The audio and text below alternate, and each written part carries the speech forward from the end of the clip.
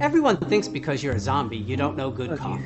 Well, they're wrong. There's only one brew that gets my seal of approval. Deadly Grounds coffee is my guilty pleasure. The aroma is so intoxicating. It brings all of my neighbors out of the woodwork. Deadly Grounds coffee.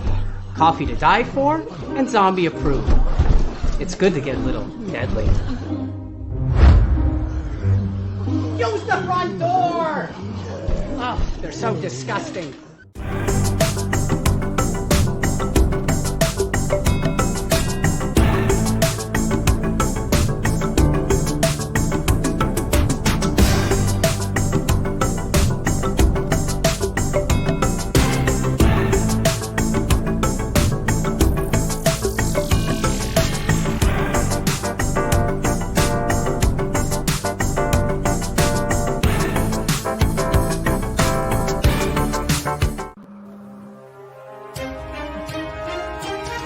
The Dorkening and all affiliated shows are not intended for anyone under the age of 18. The following may contain discussions or scenes that have adult situations, graphic violence, nudity, strong sexual content, and graphic language. This show is intended for mature audiences only. Viewer discretion is advised. Ladies and gentlemen, the motion picture you're about to see contains scenes so terrifying, the public must be given grave warning.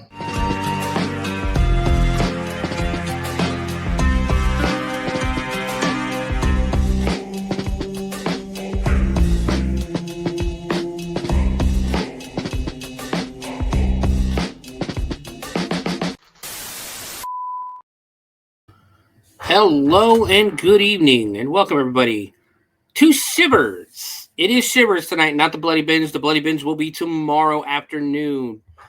But guys, it is May 1st. It is halfway to Halloween.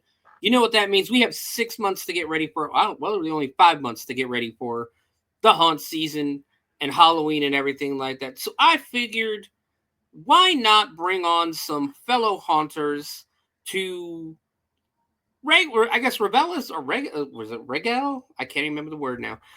This is they put me on the network with all the authors and I can't even think of the word.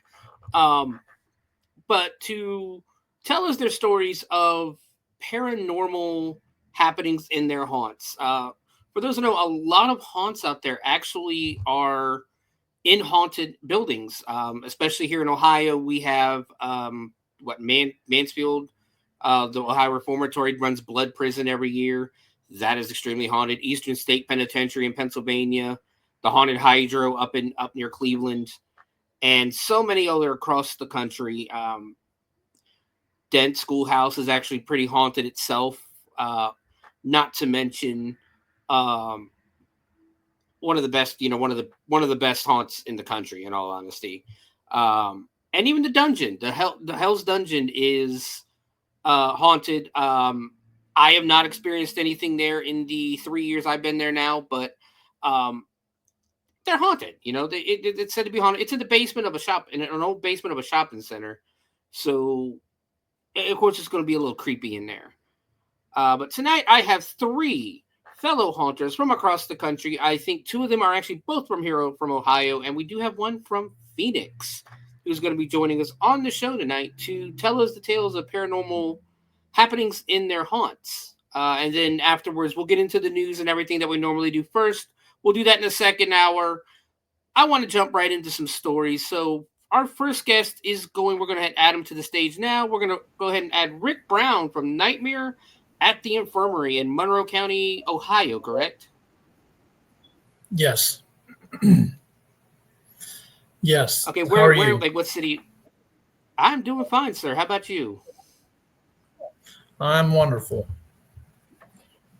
So, what city is it actually in? Or is it just the county?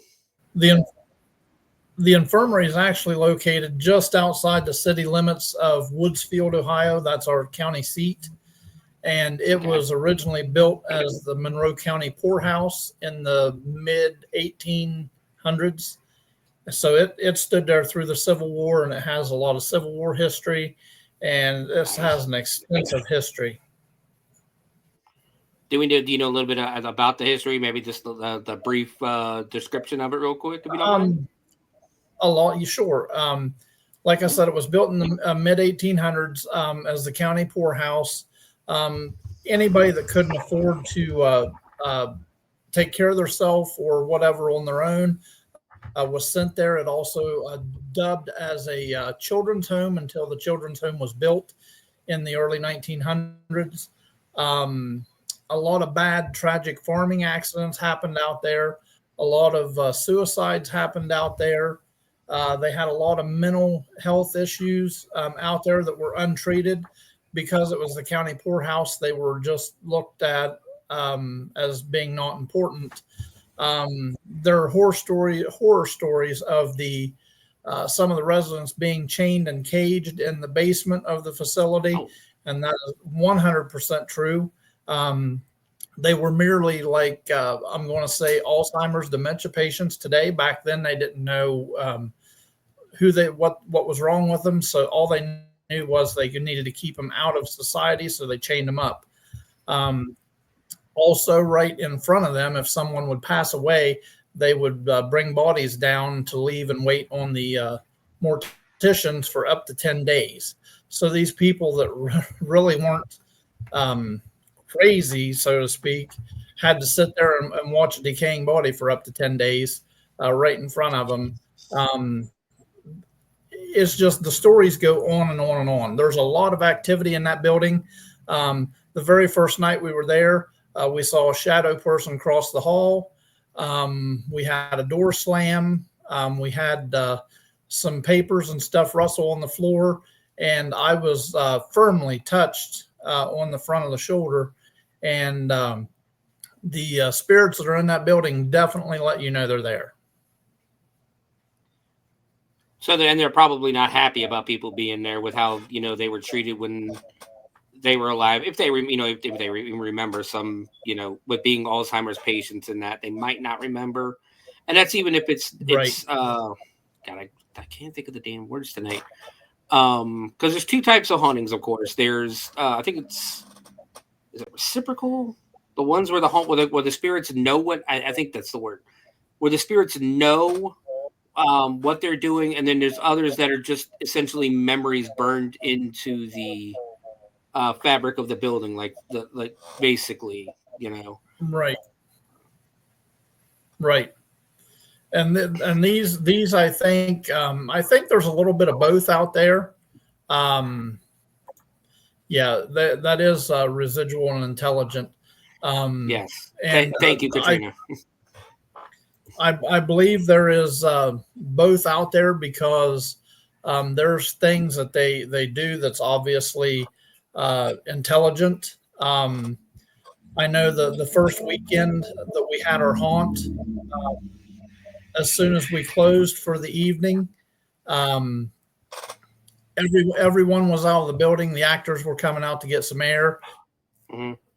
And everything just broke loose inside, slamming doors, all kinds of noises from inside the old infirmary, and nobody in there. Yeah, that and it just seemed like they were just not happy that you guys. Right. Basically, and it's pretty obvious. Yeah, it's pretty obvious they don't want you there, essentially. But we told them we were there to stay. Mm-hmm. And sometimes you have to do that. Right, and we meant no respect or disrespect. And I spent days on top of days out there, walking through the building. Lots of slamming doors, lots of footsteps, and up and down the hallways. Just tons of different things. Wheeled carts moving on their own power, the length of a hallway. We had several incidents happening while we're trying to set up. We put something somewhere and it gets moved immediately. They kind of toyed with us a lot. It did calm down for the second weekend, but I basically told them, I said, rest assured we will be back, because this is our new home and this is a very important thing. And I said, we're here to tell your story of anything else.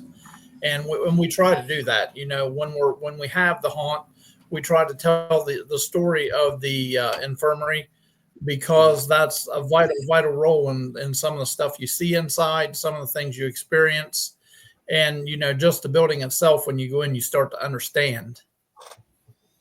It all starts coming together. I mean, if you have a built-in haunted story or a built-in backstory like you guys do, it's brilliant. In all honesty, it's common sense to, use that story as part of the haunt. Because especially that is actually a brutal story. That's and a lot of violence. There was one records out there of one lady that was cold in the wintertime, got too close to the fireplace, caught fire, and burned up. She basically burnt to death. There's records of child abuse, sexual abuse, all kinds of things out there at the county infirmary. Yeah. And it was in business. It was still in business in 1980. Good Lord. And finally closed. Yeah. It finally closed in the early 80s, and the county tried to use it for some other things. And then they built a new care facility onto it, which is partially why there's a couple reasons they cannot tear it down. One is because to save money, they trunked all the utilities and everything from the old building to the new, which was a bad idea. But in the meantime, the Michigan brown bat moved into the attic. So they cannot demolish the building because the bats have claimed it as their home. And I'm going to take a wild guess here and say that's an endangered species of bat. It is. And we actually had to have officials come in and check to see what we were doing, our ideas and our plans to see that the bats would not be disturbed. We've not had an issue with the bats. We've had more of an issue with paranormal. See, we have here I'm in the Dayton area. We have the Lewisburg Caves less than half an hour away.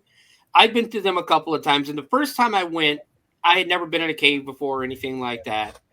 And the first thing to tell you is, there's like 100,000 bats in here. And so if as you're walking through, you get one jumps out and attaches to you, make sure you yell bat, bat, bat, and somebody will come out and pull it off. So I'm looking left and right. I'm more concerned about the bats than anything else. And then about a third of the way through, I'm sitting here thinking, wait a damn minute. These bats ain't going to fuck with me. They're all this banging and thumping and that is good. They wouldn't be able to find us. So right. I mean, but I get it. But that's great though that they can't. But you guys are hooked up to another hospital. They actually connected the new nursing home to this building. It's actually connected to it, and literally, like on the second floor, there are double doors, and you go through the double doors, and you're from the old side into the new side.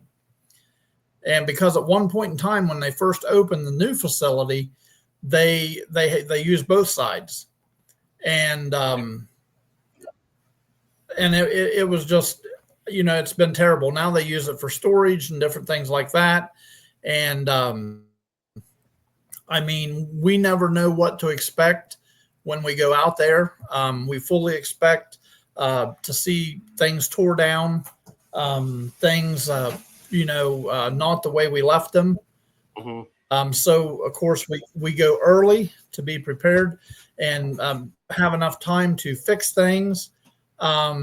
Now, the one night we did get the bats all riled up with, and not intended, but we did get them riled up with fog.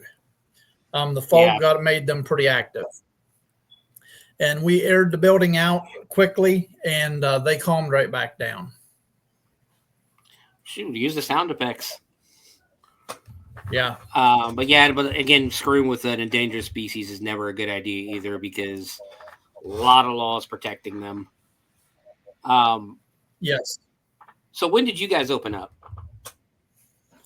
We actually opened up. In 2019 here at the theater. We started off the haunted house here at the theater, which is also haunted, and that's where I'm at now. And then we got the chance. We kept talking and asking about the infirmary because it was just the perfect haunted house. Mm-hmm. And then last year, the company that owned it said, "Sure, if you can meet our requirements, we're willing to do this." So we cut them in on the proceeds. You know, part of it benefits their activities department, which is a good thing.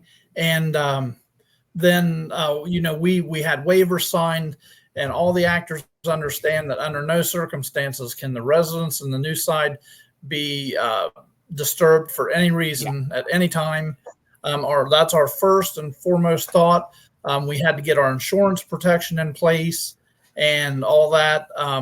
So it was a pretty long deal getting everything together, but we finally did, and it was great. You know, and the company that owns it was actually thrilled to the moon because they said they appreciated how seriously we took it, what a professional job we did, and they loved the experience that we were able to give people in that old building.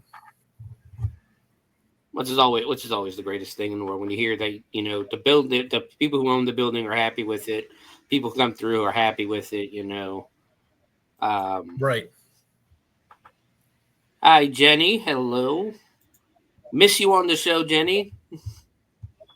Jenny, for those who don't know, Jenny is one of the many people on the Owl Light Network, and she's normally my co-host on a lot of these shows. Okay. She's got a few things going on right now, so she's taking a little bit of a hiatus. You could say. Hopefully we get you back soon, Jenny. It was supposed to be me and Raz again tonight, but Raz had an emergency come up, so it is just me tonight. You guys are stuck with my pretty face tonight. But yeah, I mean that's good. So you guys, does the infirmary still run a haunt, or are you guys just in the theater now? Yeah. No. We are maintaining the infirmary. In fact, we have what we're calling a summer teaser that'll be the last weekend of June. We'll be open a Friday night and Saturday night for haunts, and then we'll be back, of course, in October for our main haunt. And we have food trucks out there, all kinds of stuff going on. We make sure that people have what they need. This year, finally, we're coming back out with T-shirts. We had to get rid of all the T-shirts from the theater before we could do the infirmary. So we finally did that. So this year we'll have T-shirts, and they are really cool. I can't wait to bring those out. That's great. I love haunt T-shirts. I always make sure when I go to a haunt, I always grab a T-shirt from the haunt. I have, so far from here in Ohio, I have the Hell's Dungeon shirts, of course, because that's where I work. I have a Dent Schoolhouse one, Land of Illusions, and Carnage. Well, that's the best way in the world to show everywhere you've been. Yeah, and that's the thing. That's why I also want to help promote the haunts and everything, because that's the thing about the haunt industry, and why, to me at least, I've said it before on the show, but what separates the haunt industry from every other industry in the world is everybody can work together. You know, Yes. October, the haunt season is very long. People people who love haunts aren't just going to go to one haunt. Right. They're going to go to multiple haunts in the area if there's multiple haunts available. So it's just silly to fight over customers or anything like that when you could be working together. And that's one of the things that my boss does here at Hell's Dungeon is we have these things called industry nights, where we invite other haunts in the area to come in and check us out. We open literally just for the other haunts in the area. And we've had Dent come down. We've had American Horrorplex in Kentucky comes up. Dayton Scream comes in, Carnage, and just a bunch of haunts in the area, And that's one of the things that my boss Fred wants to do is promote working together. Right. And that's really important. And that makes things even that much better. And one of the things that surprised us was how far some of the people traveled to get here. Oh yeah. There was people that traveled 2.5, 3 hours, that I can remember here, and they came quite a ways to go through the haunted house. Yes, and we, believe it or not, we actually had Amish people come to our haunted house, which I thought was amazing, and they loved it. Yeah, that's shocking right there. I mean, Yeah, depending on I know different sects have different rules and stuff like that, but that's pretty awesome though. Like I don't know how I would react to that. our community here, our Amish community, is very strict, and these ones kind of snuck around to come, but they loved it. Were they teenagers or were they older? They were younger. They were younger, but they were probably during Rumspringa. Yeah. So what you said you were doing one in the summer? What were those dates again? Yeah, it's the last weekend. I believe it's the 27th and 28th, or 28th and 29th of June. So last Friday and Saturday. I was just looking to see if I could see that for sure. You're looking at the 28th, and you said the Friday and Saturday, or the Saturday and Sunday? Friday and Saturday. It's 27th, 28th. Yeah. Yes. Very nice. Yes, and we'll have and something a lot of people give us a lot of credit for, and it keeps them coming back to see our haunts. It's never the same every time. You may there's 6 different ways we can have the people enter the infirmary, and we always make the entrance. The entrance this time won't be the entrance next time. The exit this time won't be the exit next time. Last time they come into this floor. This time they come in, they go straight to the 4th floor. And yeah, we keep it all jacked up so they never know what to expect. That's always great too. That would confuse that would definitely confuse people if you have to go into a different door every time you go. And if you guys just change it up like every year, like do you just go in chronological order? Will it go to this door, this door, this door, and then after the 6 years go back to the other ones? And yep, we'll just keep changing it up. And we tell them just show up. We'll show you where to go. Just show up. I like that. That's pretty funny. That'd be pretty funny though, because people, especially with us, is people expect to see Rufus as our mascot. They expect to see him in the front and in the very first scene, because that's where he's been for like the past 3 or 4 years. Well, last year we changed it, and we put me, the groundskeeper, in the front scene. And the first thing, like when Scare Factor came through, the first thing they said was, "Where the hell's Rufus?" He's in here, but I'm not going to tell you where. Yep. But when do you guys open for the actual season? Well, we'll be deciding that in the next couple of weeks. Last year we were open the last 2 full weekends of October.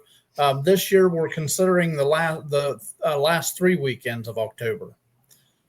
We're really growing, and we're trying to grow with the attendance that we have. Jen, if that's you, you can definitely join. You could always join. But so yeah, that's great, man. It sounds like a great time. I might check you guys out this year if I get time. Because if I'm on the fence of whether of retirement or continue going in the haunt industry myself. I've been doing this for like 30. This is my 31st year,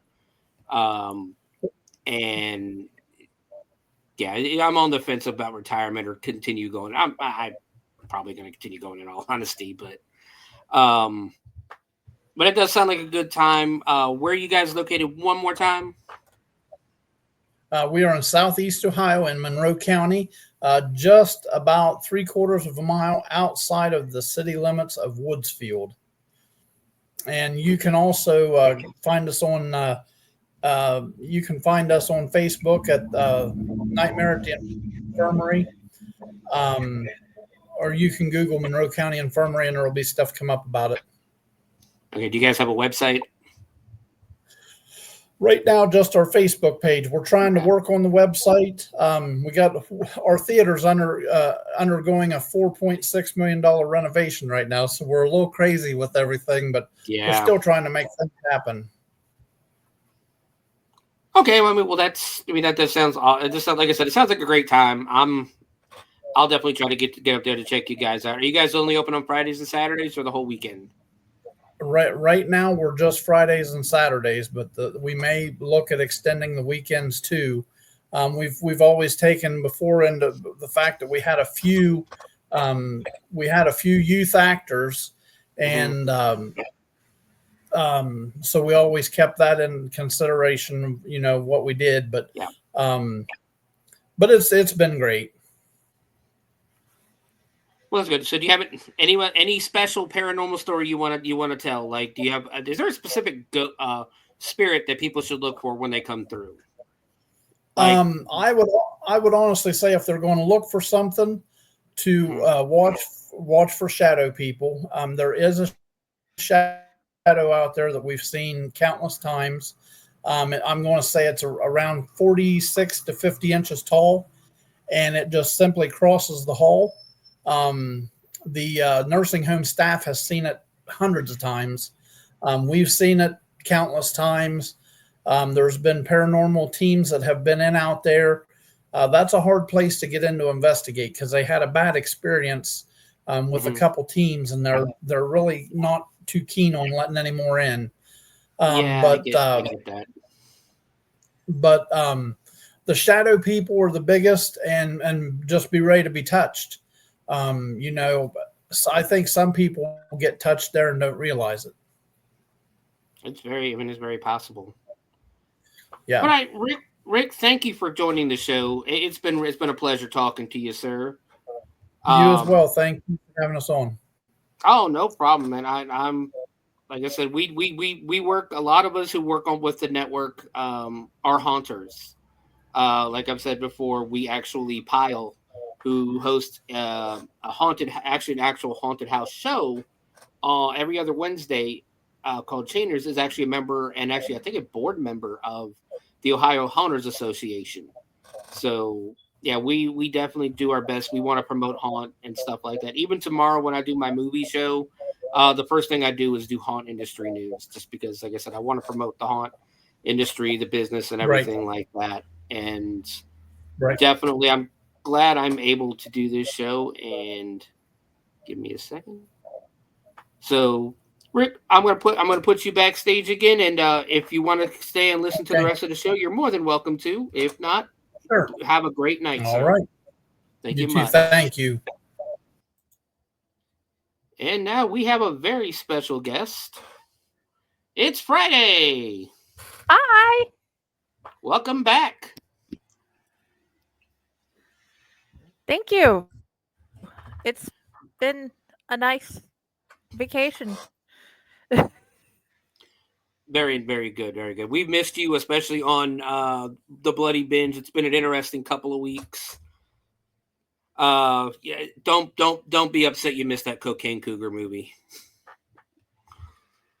That movie was straight. I won't. That movie I haven't was, found that the movie was gumption straight. to watch it. Don't. I ranked it worse than Amityville Thanksgiving. Let's put it that way. It was that bad. Alrighty. So we're gonna move on. We're gonna go ahead and we're gonna talk to our second guest this week. We're going to talk to Katrina, who used to work right at the 13th floor haunted house in Phoenix. Right.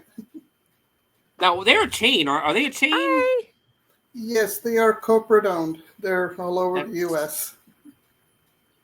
Yes, it's because I know there's one in Chicago, and I think I've noticed a few more. I just can't. I think there's one in Vegas too. I think. I'm not sure about Vegas, but there's San Antonio. There's Florida. I know there's one there in Ohio. They've expanded into L.A. They bought the L.A. Haunted Hayride a while back. Oh, they bought the L.A. Haunted. I did not know that. Yeah, well, that's the last thing I heard about it. They're Wow, trying to be like Starbucks. Yeah, I mean, I don't know how I feel about corporate owned haunts, but I got my own opinions. Yeah, it is. I don't like corporations as it is. I've worked retail most of my life, so I have very strong opinions on them. But we do our best not to ruffle feathers on here. So, But so how long ago did you work for them? I first started working with them in 2012, and my last employment of them was 2018. Oh, so about a good 6 years. Did you work at any other haunts before then, or is it just them? They were my first haunt. Are you currently working at one, or just? Oh, I would love to, but where I currently live in South Carolina, it's a haunt desert. The closest big haunt for me to try and work at is Woods of Terror in North Carolina. It's like a 5-hour drive. Wow. And they have they have a wonderful little law here in the town I live in that trick-or-treating and Halloween activities is for 2 hours only on Halloween. So having a haunt, no. Yard displays are fine, but haunts you can't have a home haunt? Well, you probably could, but what would be the use of having it for 2 hours one day? Yeah, I mean, I get it. I'm from Virginia Beach originally. I always called us the buckle of the Bible Belt because we had it's 1,500 Pat Robertson and the 700 Club were filmed there, and Pat Robertson had his hands in a lot of the politics of the city in that. Definitely, I get it. Yeah, they loosened up a little bit and allowed trunk or treating, but still just 2 hours. Yeah, I hate trunk or treating though. I do too. I think it takes the fun out of trick or treating and out of Halloween, but then again, where I live, it's extremely rural and farmland. So, like from one house to another, it's like a quarter mile. So, I live on a main street now. I've stayed home a couple of nights on Halloween, and we don't get nobody. We really don't. Like, I'll decorate my yard all the way up, and I get 3 trick or treaters the whole night. I was born and bred in LA County, so yeah, trick or treating. Then living in Phoenix for nearly 20 years, where you can't sneeze without a jump scare happening. That's how it feels like here in Ohio. We have I think per capita, the highest amount of haunted houses in the country. Lucky. Last count it was 129 officially listed ones. Wow. And that's throughout the entire state. I'm pretty sure there's a ton more that aren't listed. Not to mention the home haunts and stuff like that. Like, it's haunted houses and Halloween is pretty big here. We have Circleville, which is about 45 minutes to an hour away from me, and that's where you have those giant pumpkin contests and things like that. Yeah, my daughter lives in Mansfield. Mary says that 133. Actually, I thought it was. They went up a little bit last year. So we have 133 haunts as of last year. Woo, growth. So, do you know any backstory of the building that it was held in? Yes, I do. Okay.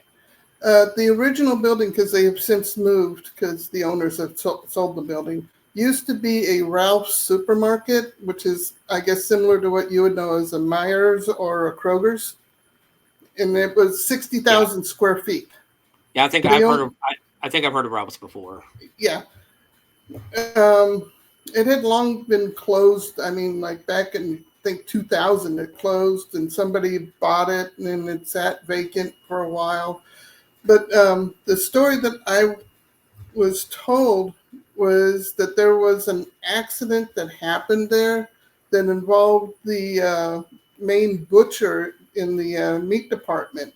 Okay. Where it was a full-on butcher department where you could say, "Can you cut this for me?" or whatnot. So they had all the slicers and the saws and whatnot. That he was cutting up a roast or something, and it hit the bandsaw hit the bone, and the saw blade snapped, and he died of his injuries. Well, I'm not gonna lie, I don't mean to interrupt. I used to work at a grocery store, and I was going to work in the meat department just like that. And they were having me do the bandsaw. And I'm like, this is scary as shit. This is the scariest stuff that I've ever dealt with. And I've worked on a farm. I've had to move a bull. I've had to move animals and stuff like that. But not the thing that worried me the most was that bandsaw kicking back like that.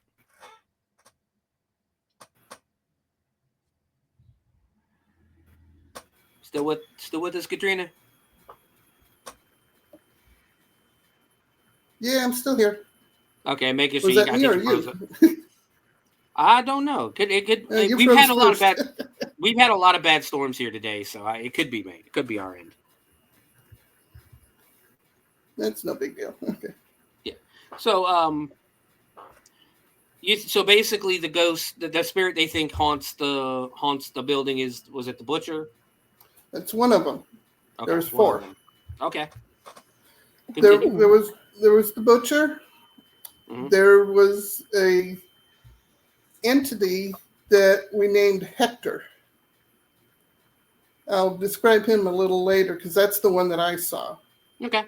There's a ghost of a little girl that was there. I think they said she was supposed to be like 8 or 9. And there was a ghost of a dog. Those are always interesting. One more. I forgot. There is a shadow person there that my daughter named Sir because he wears a top hat. Oh, Hat Man. Yes, the Hat Man. And she told me the story about her interaction with him during haunt season. Okay. And if you want me to relate that, I'll be more than happy. Cause that's Go the right only ahead. instance. Yeah, it's the only instance of a genuine haunting assisted scare. Because Go right ahead. my daughter was working in the area known as the mansion in the bedroom. And at the time, the safety things were a little bit on the lax side, and she was up in the rafters. And my daughter's very small, so it wasn't a thing of, she weighed 110 pounds wet. And she's up there in the rafters waiting to drop down onto the bed on people. And a group come in, and she sees this black form come through the wall. And it takes shape right in front of everyone. And they're all debating, is it a hologram? Is it a projection? Is it real? And everything. And my daughter pops down onto the bed and does her haunt voice and screeches that, yes, he is real. And he walked and faded right into the wall in front of the group. And she said that the group scattered. 3 ran into a wall, 1 ran out of the chicken exit, and 1 ran down the hallway. And she said she took everything it took for her not to bust out laughing because one person that hit the wall ended up with a bloody nose. Once they start scattering, you're free to laugh. I do my best. I think I may have broke character. Like I said, I've been doing this for 30 years. I think I broke character 3 or 4 times. You're 100% welcome, free to laugh once they start scattering. Oh, yeah. I told her you should have just made it evil. And the one that I saw, Hector, mm-hmm. when I first started working at 13th floor, it was in the second half of mid-season drop-off. When you get to the mid-season, people get paid, and those people couldn't cut it, leave. Yeah. My daughter brought me in saying, you could, try it. You like it. And she goes, the place is haunted too. And I'm like, okay, yeah, all right, whatever. I'm a skeptical believer. Yeah, I believe there's spirits, but I think 99% of what people see aren't. You know what? I'm the same way. I get in so many arguments because people will show me a picture and go, look, there's orbs. Like that's nothing. It's dust. It's going to end up being dust or bugs. Yeah. And my daughter's telling me, yeah, there's supposed to be ghosts here and everything. And one of the vets there in the haunt, her name was Reggie, comes up to me and she goes, oh, yeah, we got about 4 or 5 ghosts here. We got Hector, there's the butcher. You don't want to mess with the butcher. And there's a little girl, a little dog, and there's a little black mask that runs around, which it was the shadow guy. And I'm like, oh, okay, because I'm not expecting to see or experience anything. Year 3 of me working there, we was in dress rehearsals, and my position was in the graveyard area. And I'm hiding behind a fake wall because they're having the runners come through, be our patrons and whatnot, to practice the scares. Mm-hmm. And all the ambience is going, all the lights, all the smoke and everything. And I'm peering around the corner, and I see a very tall, very lanky, what I thought was a person. Think Jack Skellington body. And we did have somebody working there at the time that had that thin of a build and was that tall. Mm-hmm. Not exactly that tall, but he was tall, but I was crouching down. And the way we build haunts with perspectives and everything. So, Mm-hmm. And he turns around, I make eye contact, and the head on this entity, best way to describe it was Baphomet. It was a goat's head. And I'm thinking it's one of the runners in one of the many masks and costumes we had. It was all black with a white goat head. Oh, wow. Doing this weird wavy arm, kind of like SpongeBob thing coming towards me. I pop into my spot to make the scare, and I'm waiting for this person to come around, and I'm waiting, and I'm waiting. And I peek out around again, nobody there. And then it dawned on me, that was Hector. And I come out from, the practice and everything, and I tell my daughter, I just saw Hector. And Reggie heard me, and she goes, you saw Hector, where were you? I said, well, I was over here by this wall by the guard shack in the graveyard. She goes, yeah, Hector hangs out in the guard shack. And I'm like, oh, gee, thanks for telling me this. It was the one and only time that I ever saw him. And it was rather interesting because if I think about it, Mm-hmm. height-wise, he had to have been at least 8 feet tall. Not an exaggeration. Is there a backstory for Hector? No, there is not that I know of. All I was told is what he looked like and where he hangs out. That sounds like a demon. But he didn't have any, there was no bad feeling. There was no menacing presence. There was no fire, brimstone smell, nothing. To me, it was just goofy. Oh, yeah, no. I mean, it was scary. I mean, if I realized that was a ghost, I was like, all right, guys, you know what? I've had a great time here. I'm going to go ahead and call it a night. I'm heading home now. I don't play around with that kind of stuff. But, yeah, that's just it. Because the way you're describing it does sound like a demon almost. But it doesn't, like you just said, it doesn't have the telltale signs. No.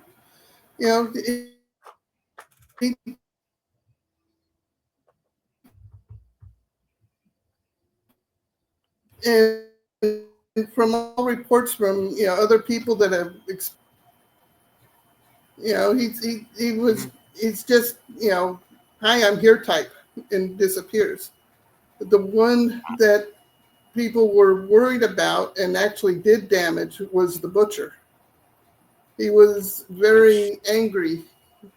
He was more classified as a poltergeist. Yeah. He had actually taken one of the runners and picked her up and threw her against the wall. Ow. Yeah, he has gone after customers. He's gone after actors. He has destroyed props. And everyone figures that's because he doesn't like the fact that we were using the store as a haunt. Yeah.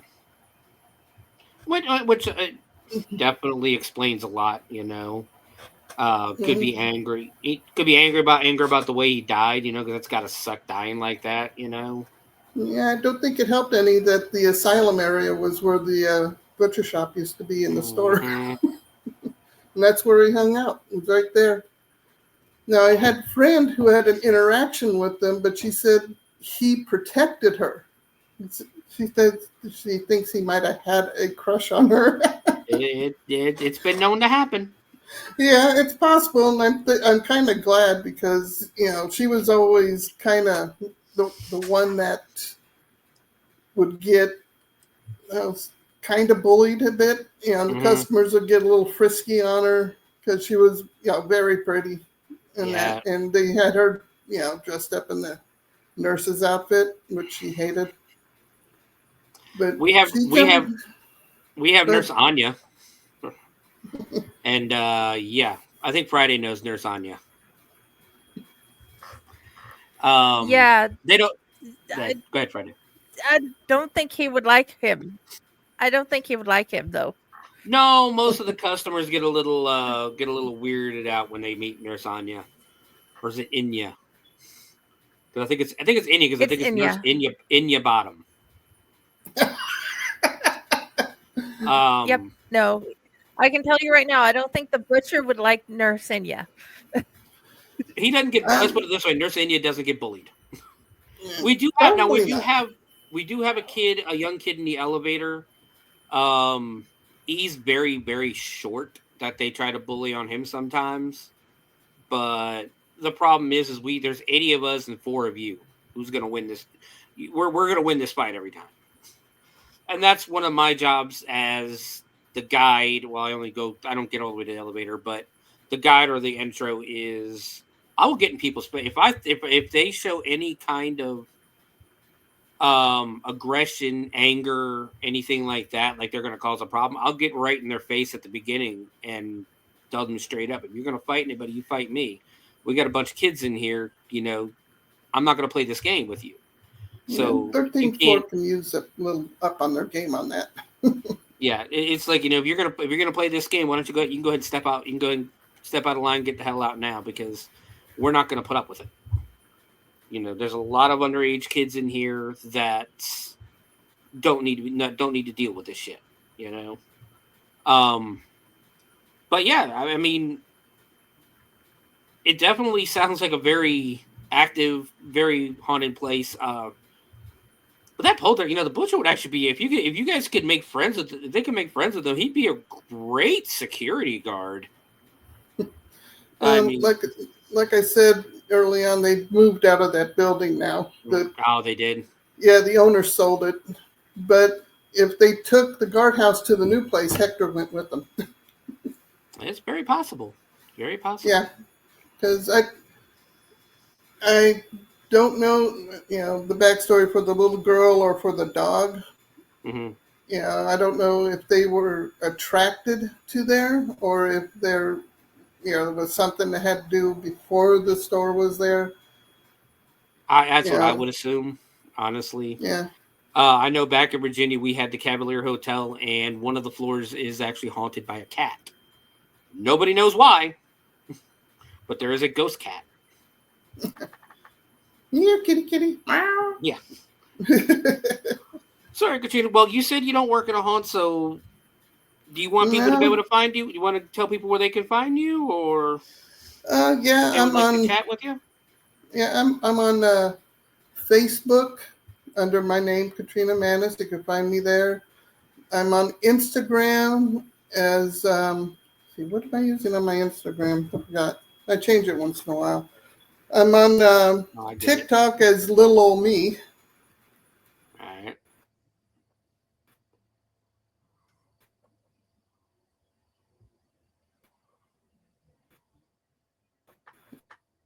Let's see here. Instagram. What's my Instagram? My phone is acting stupid. Yeah, that happens sometimes. Mine likes to do that a lot. I got old phone.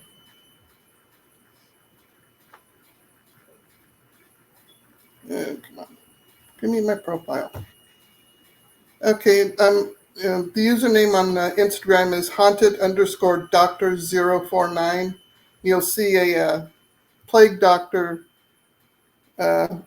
image there. That's my character. Okay. Well, Katrina, if they want to hire me, Rocks. I am a very good scare person. I was icon for 2 years for 13th floor. how close are you to Greenville? Because I know Greenville has one, I thought. Greenville, are you talking North Carolina or South Carolina? South. Greenville, South Carolina is about 3 hours for me. I am 45 minutes of Myrtle Beach. Okay, there it is. Yeah. Myrtle Beach didn't have a year-round haunt? They have Ripley's Believe It or Not Haunted House. I'd say, because I work in Virginia. Round. Yeah, I work in Virginia. I used to work in Virginia Beach mid-2000s, and we had a year-round haunted house, and they always called us. I've never been to Myrtle Beach, honestly, but they always called Virginia Beach the cheaper Myrtle Beach. And I know we had one. I can't believe nobody's opened a haunted house out there besides Ripley's. That seems like just guaranteed money. There are a couple of ones I see, when I look up haunted houses and that, but they're like the minimum 2 hours drive for me. And it's like that's a bit for me to go. Yeah. If I'm going to go to a haunted house, I don't want to have to get a hotel room. Yeah. Because I don't drive at night. Definitely. Well, Katrina, once again, thank you for joining us on the show. Thank you for your stories. My pleasure. And I hope you have, like I said, like I told Rick, if you want to stay in the backstage area, you're more than welcome to. If you wish to go and put on, and you can always watch it on the Owlite Network or where I set the links earlier.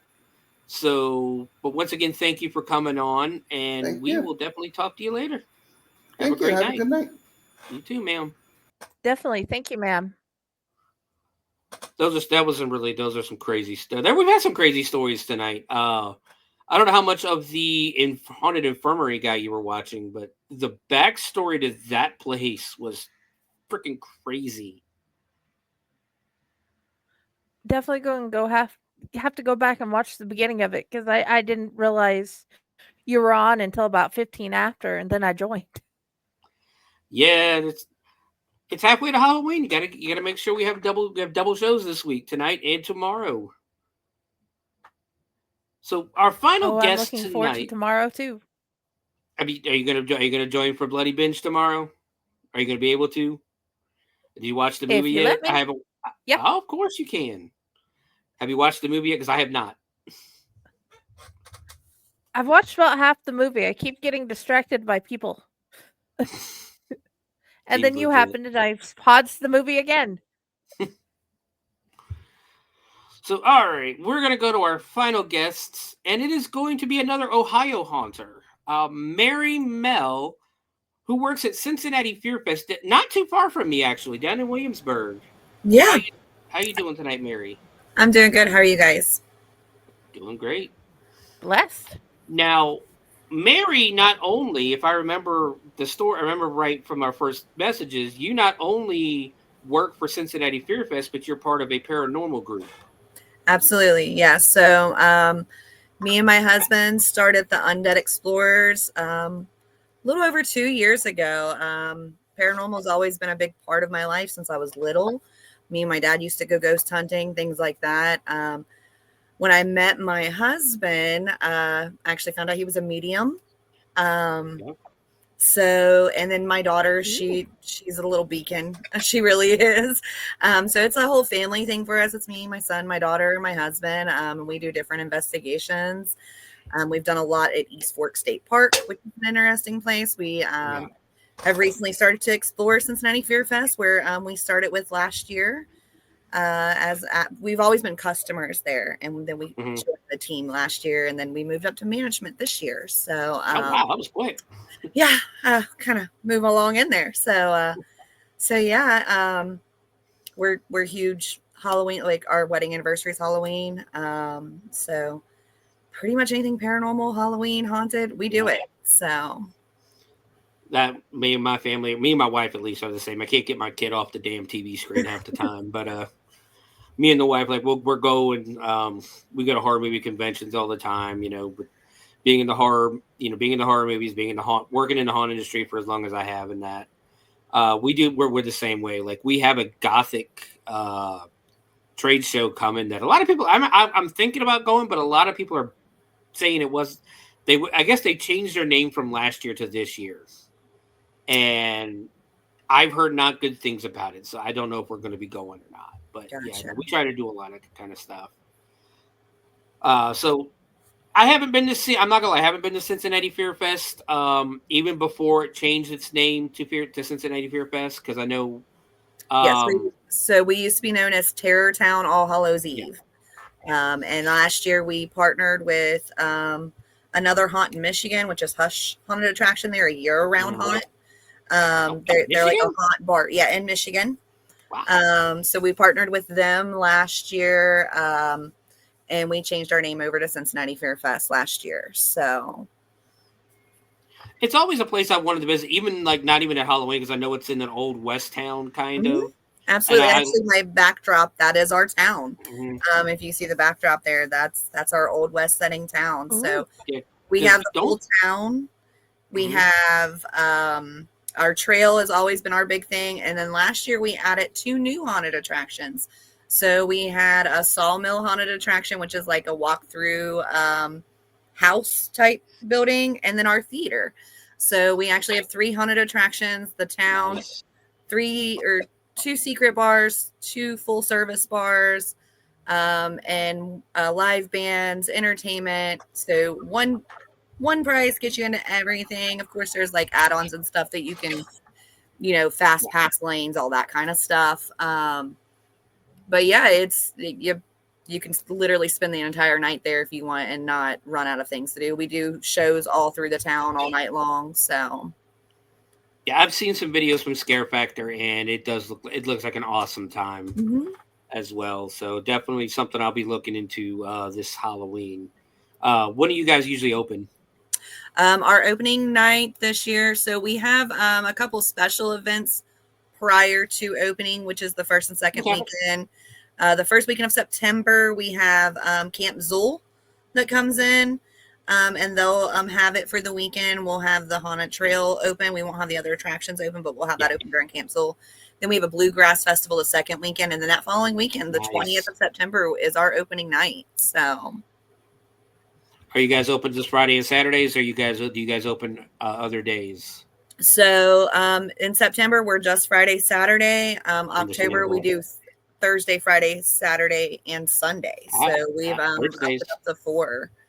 And we run all the way until the first weekend of November. So I might talk to Raz to see if we can get a group to come down there on a Thursday night, which probably shouldn't be that big of an Thursdays and issue to get. Sundays. Yeah, Thursdays and Sundays are last year we started the Thursday, Sunday last year, so it was kind of new. But we still had pretty good turnout on each night. It wasn't like super busy, but yeah, if you want a little more of a relaxed atmosphere rather than that crowded, atmosphere that we get on the Fridays and Saturdays. So. Yeah, and I could assume Friday and Saturdays gets a little rowdy in that. So if you want to come with your kids, the best time would be a Thursday or a Sunday. Absolutely. We try to make it family friendly as much as we can, but making people understand it is a haunt. So we do advise 13 years or older, just because of language. There's bars, things like that. Prior to last year, we were a complete touch haunt. We are no longer doing touch, but we are bringing some of the blood scenes back this year. Nice. So there is going to be some scenes that you might be able to get bloody in. Just saying. That's everybody's favorite thing. I love when you accidentally get blood on somebody or something like that, and they just start freaking out, and you're still like, it'll come out in the wash. Don't calm down. Right. It'll come out in the wash. It's water based. You're fine. So, where did you get is this your first haunt ever working, or have you worked other haunts before? This is my first haunt that I've ever worked at. My husband works there as well, and so does my son. Me and my son, this is our first haunt. My husband used to work with Dent USS Nightmare. Oh, wow. He did the Wilmington bus ride back in his 20s and stuff. He's like 40 now. So he didn't want to get back into haunts. But me and my son we got into it, and then he kind of tagged along with it. So it's one of those things that doesn't leave your blood. Yeah. It really doesn't. But those are some of the bigger haunts in this area too. Like I love Wilmington Hollow, the Wilmington haunted hayride. Friday, because Friday actually lives in Texas, so I'm pretty. She's never. I don't know if you've ever heard of the Wilmington one. Have you, Friday? You never heard us talk about that one? Wilmington Hollow is Wilmington haunted hayride. I don't remember. It's the one with the semi trucks that'll chase the bus with flames coming out of the smokestacks. It is crazy. No, I don't remember that one, but I know that sounds amazing. It's crazy. I don't know how they do it. It's just amazing because they're like not going slow either. They're going full speed. Like these trucks are getting it. But I digress. Oh, yeah. I'm sorry. I always get excited talking about haunts and that. And Dent, like I've said before, Dent's one of the best in the country, if not the state. You know, it's just amazing. We have them come in every year to when we do our haunt industry night at the dungeon, which again you guys are always welcome to come down to as well. I don't know. We never know when we're doing it until the season starts. Mm-hmm. And he just automatically tells us one night, hey, we're going to do the industry night. And it's literally just a night for haunts to come down and check us out.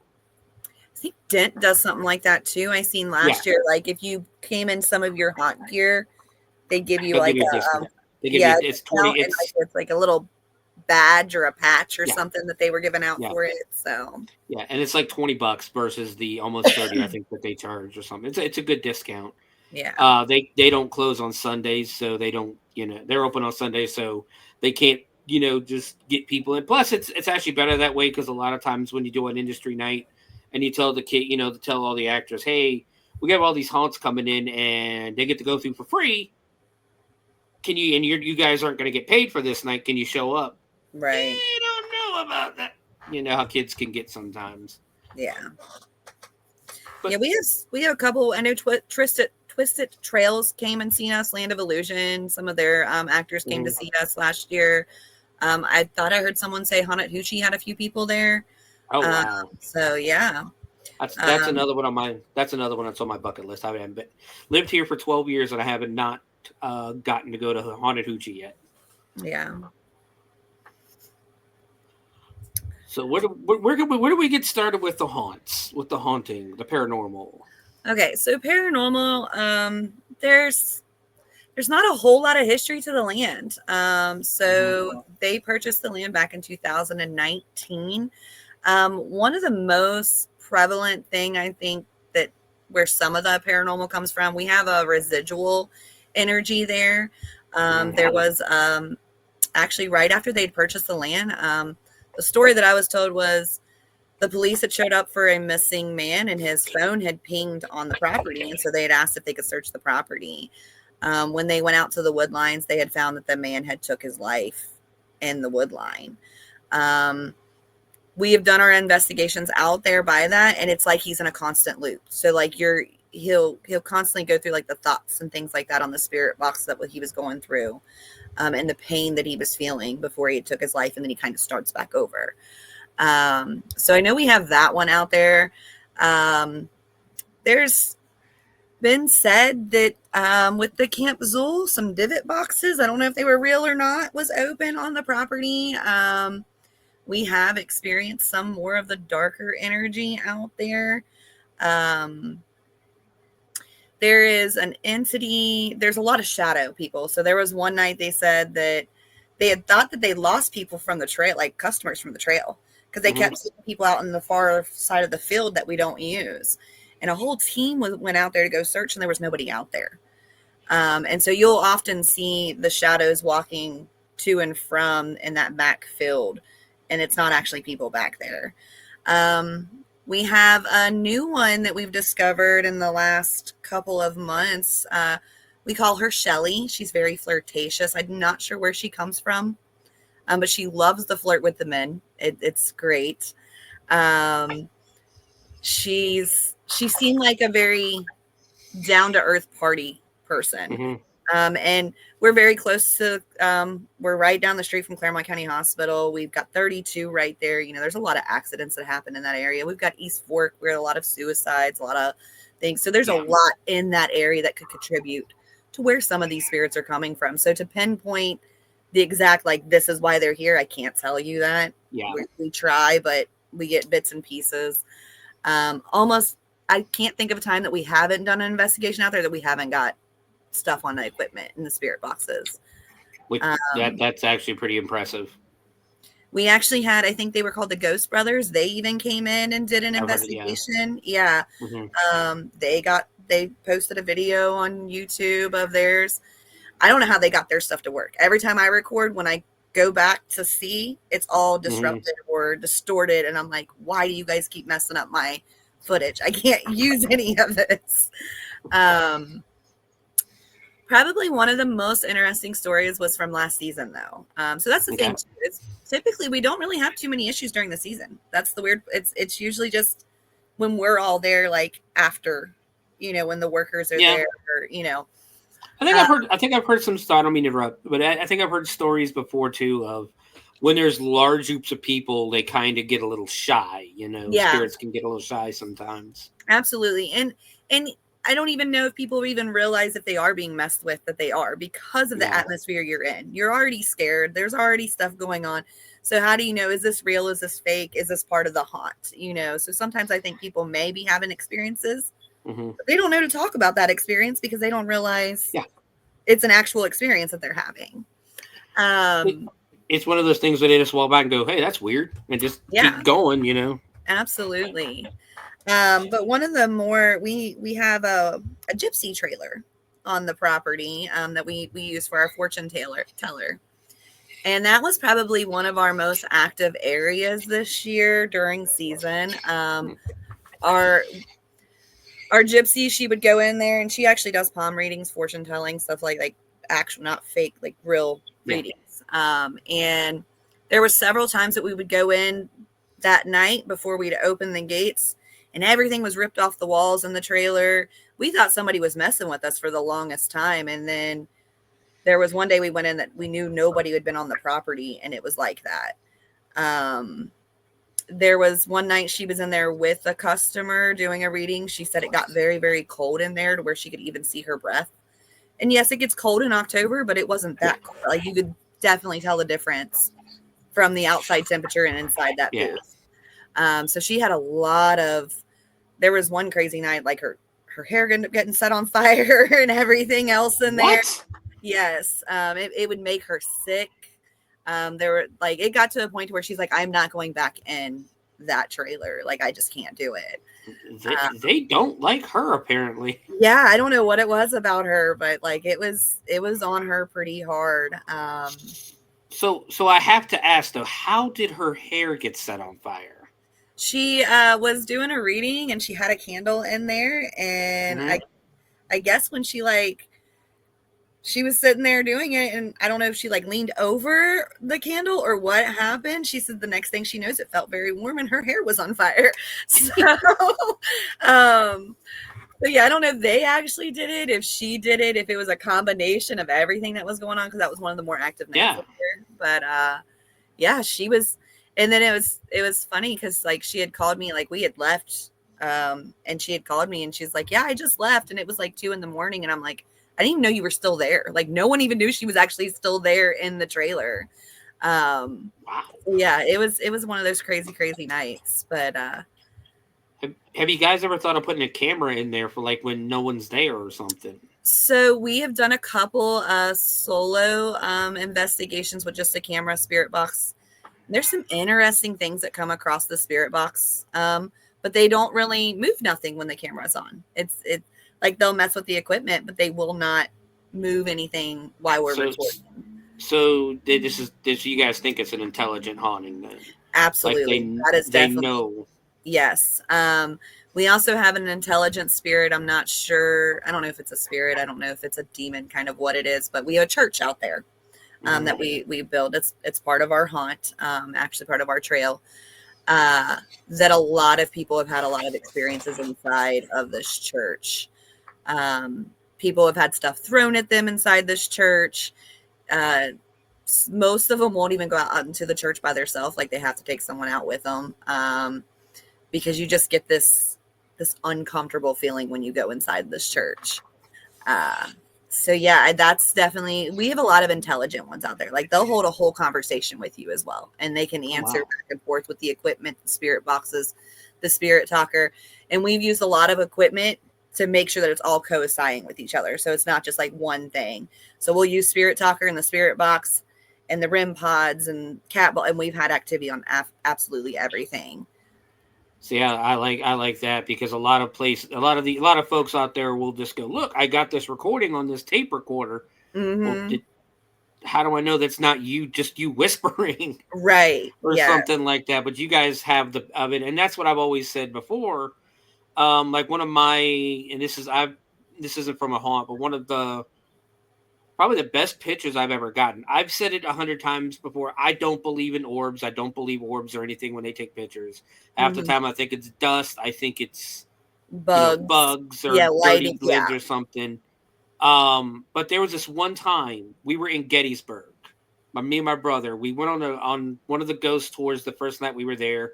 We had a haunt convention the second night, and the third night we decided to go back to where the ghost tour took us, and we tried to do it before dusk because if you've never been to Gettysburg, you're not allowed on the battlefield or anywhere near the battlefield after dark, because not because they worried about people going to look for ghosts. They're worried about people going and trying to find the Civil War relics and so we're in these woods that's right next to the high school, and my brother takes a picture, and there's this weird light like off in the distance, and he's showing me, and I'm like, okay, where exactly were you standing? Because I got a better camera than you. I got this like high priced digital camera. Again, this is like 2008, 2009. So I go stand exactly where he was standing, and I just flash off no flash. I turn my flash off, but like I shoot off about 5 or 6 pictures. In the first picture, I don't see anything. The next one, the light's back, but it's on a different side. And then for the next 3 pictures, it's getting closer and closer to the camera, and then finally it's on top of the camera. And that's why I tell people all the time, if you're going to go, investigating, make sure you have enough evidence to back up what you find.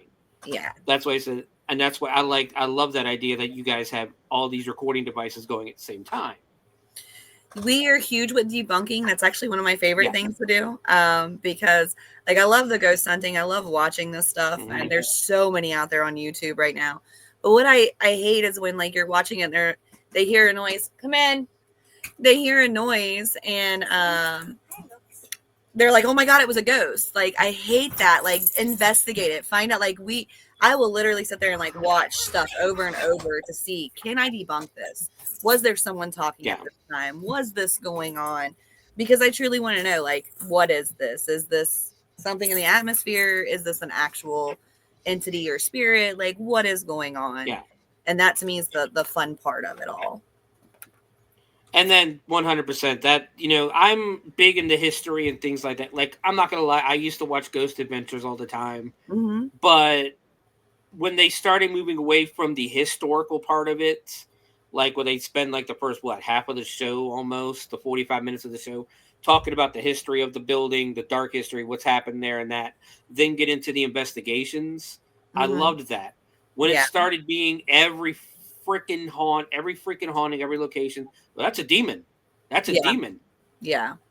No, can you go look? Right. That's like we've tried to do some of the investigation because I'm big on that too. Like I want to know, why is this place haunted? What is going on? What can we get some information to even maybe help the spirits that are in this area? Yeah. Because we've come across encounters of people didn't know why they were there. The spirit doesn't understand it. There are some confusing things, and we don't know the first thing when it comes to the other side and the veil and things. No. So we've tried, and it's so weird because this property in particular at Cincinnati Fear Fest in Williamsburg, there's not really any history on this land. Like I've looked.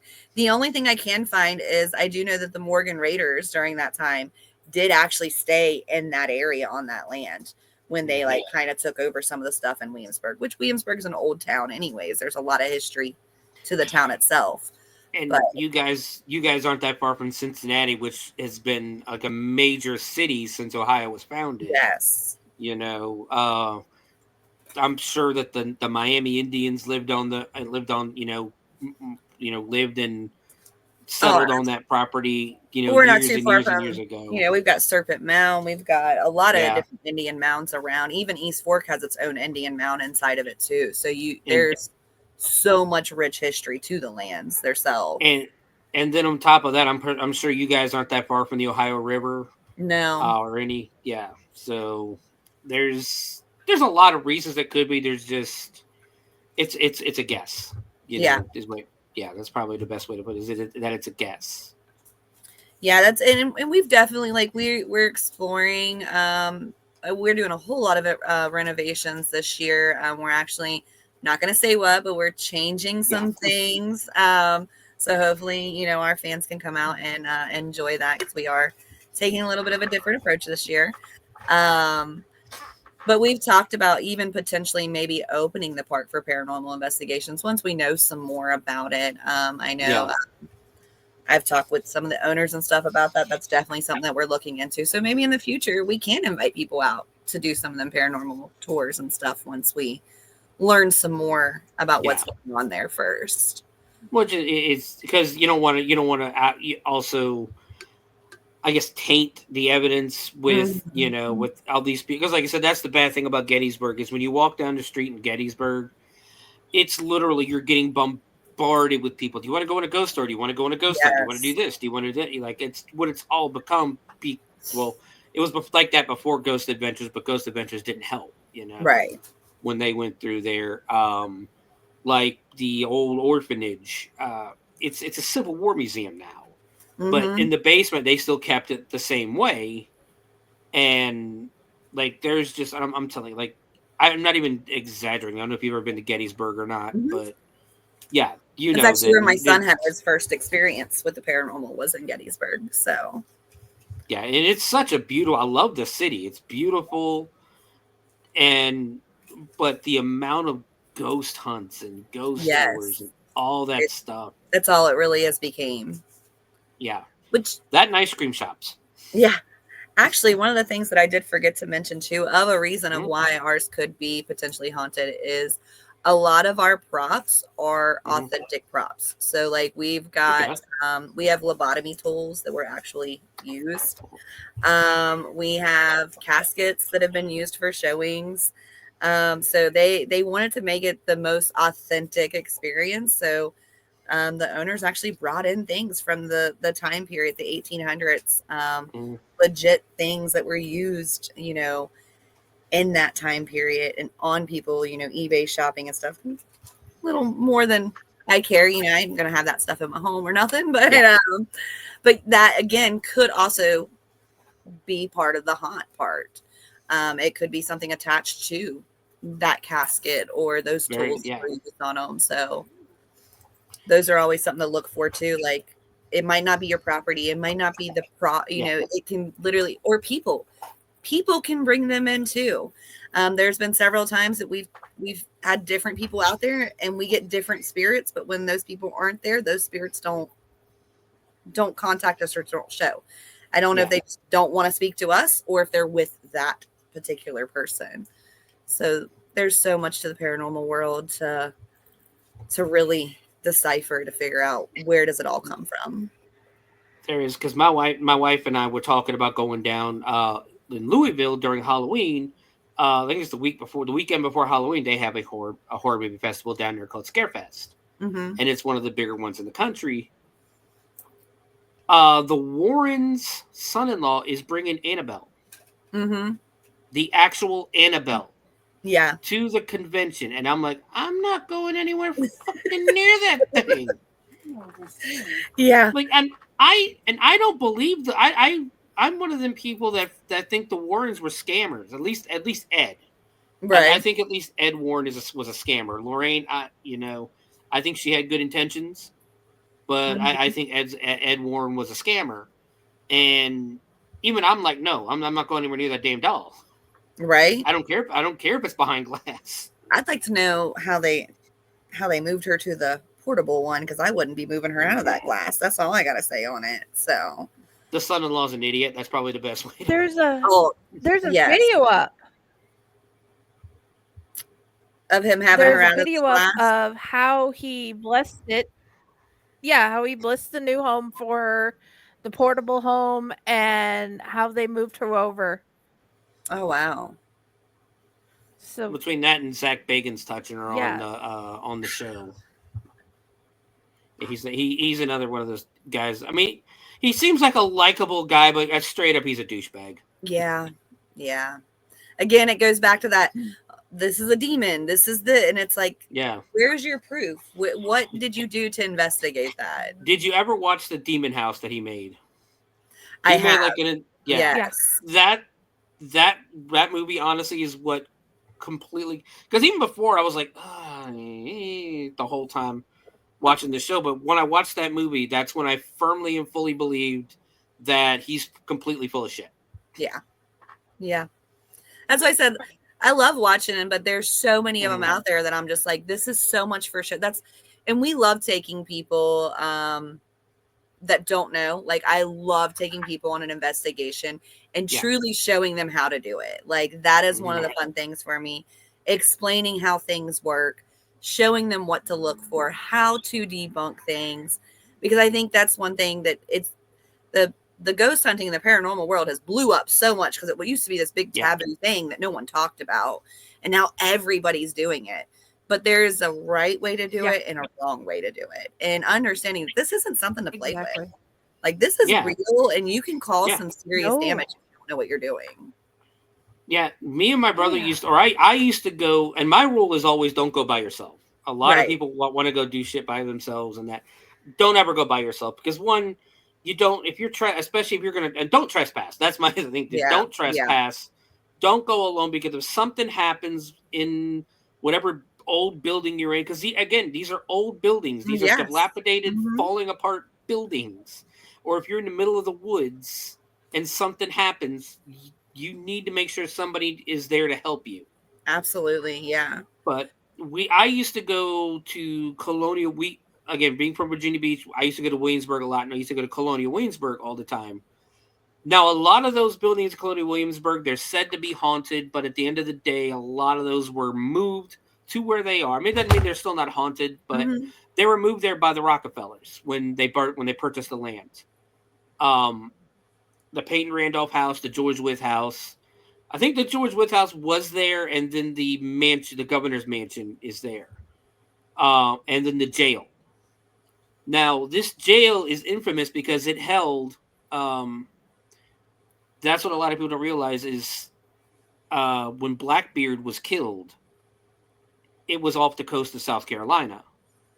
But it was the governor of Virginia that sent the crew to kill him. And they brought, his crew back and his head. They say they brought his head back. There's a place in Hampton called Blackbeard's Point where this is where they said they put his head on the pike. But in that jail they did keep Blackbeard's pirates, some of his crew. And we were there late one night. You can go through Colonial Williamsburg whenever you want, because it's on the college campus. And people actually live in Colonial Williamsburg. People still own houses there. They didn't buy all the houses in that. But me and my brother were there late one night. It was probably about 11:30, 12 o'clock, walking through. And he wanted to go down by the jail. And then my body just stopped. I couldn't walk anymore. And I'm like, no, we should not go down by the jail. And my brother was like, no, we really need to. No, we're not going. I'm not going to the jail. You want to go? Go. I'm not moving from this spot, because everything inside of me right now is telling me don't go anywhere near that damn jail. And he decided he wasn't going to walk down there by himself. So we turned around and we left. But I can't explain. I've never had that feeling come over me before where I don't want to walk over there. Hey, yourself is the best tool when you're ghost hunting. Yes. It truly is. Like, trust your instincts, trust your feelings. That's going to be a big part of it. Like, don't know when to stop too. That is a big thing too. If it's getting too bad, if you're getting that, you need to stop right then and there. Like, we're really big too on, like, we won't mess with, like, the Ouija boards. We don't mess with, like, stay on stuff like to me, that's not scientific. That's not ghost hunting. That is entering into a whole different realm that you don't need to be in. So unless you know what the hell you're doing. Right. That's the thing. And a lot of these people who are doing these seances, they don't know what they're doing. Like I said, I'm not the biggest, and I'll be the first to admit I'm also not the biggest believer in Ouija boards. I'm sure weird stuff happens with them because essentially, yeah, they could 100%. There's no reason they couldn't talk to a spirit or talk to a demon or something through the Ouija board. But I don't mess with them like I said, just because it's no. It's one of those things where I don't, especially growing up. I'm not the most religious person in the world. I'll be the first to admit that, but I grew up Catholic. My family was we're Italian. We were Roman Catholic. Church every Saturday, so Sunday school every Saturday. Sunday school every Saturday, church every Sunday, all that stuff. Yeah. And one of the things my mother always said was, "Don't you ever bring a Ouija board into this damn house." Yeah. But all right, so Beer Fest. Do you guys have anything going on during the summer at all? Like, do you have any special events going on? Not as of right now. Hopefully, for season 2026, we're actually trying to work on something where it is more year-round thing. Like I said, there's just a lot of renovation going on right now. So this summer we won't have anything. Mm-hmm. Our first thing, like I said, is the Camp Zool, which is the first weekend of September. The only thing that we have right now is we are doing the hiring events. So we are looking for scare actors, security, maintenance staff, makeup artists, general staffing. So we are doing hiring events every second Saturday of the month. And we do that right there we do the auditions and everything right there on the property, which is 1449 Greenbush Cobb Road, Williamsburg, Ohio. I think that's the address. Sorry, I don't have it in front of me. That's fine. But it has all the information on, like, we do have a website, it's CincinnatiFearFest.com, that you can go on there, and it's got like our hiring dates. We're also on Facebook, I think Twitter, or X. I think that's what it's called now, is X, right? I do the same thing every week when I'm saying goodbye. And then of course Instagram. We're pretty much on all the social medias, and you can just type in Cincinnati Fear Fest and it pops it all up for you. So yeah, that's really the only thing that we have going on, is just like I said, those builds and things. So we're not really doing any haunt stuff for the summer. And it's really hard in Ohio to do year-round haunting. That's why I said when you said you had there was that one in Michigan that does year-round. I'm like, are they indoor? They're indoor. They are That's indoor. why. Years.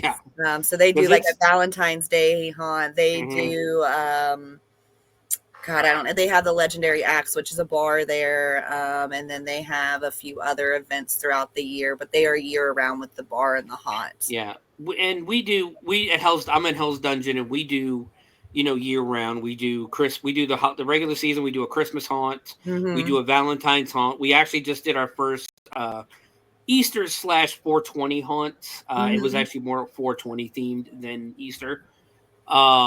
And then we're doing another one here on the 13th of June for Friday the 13th.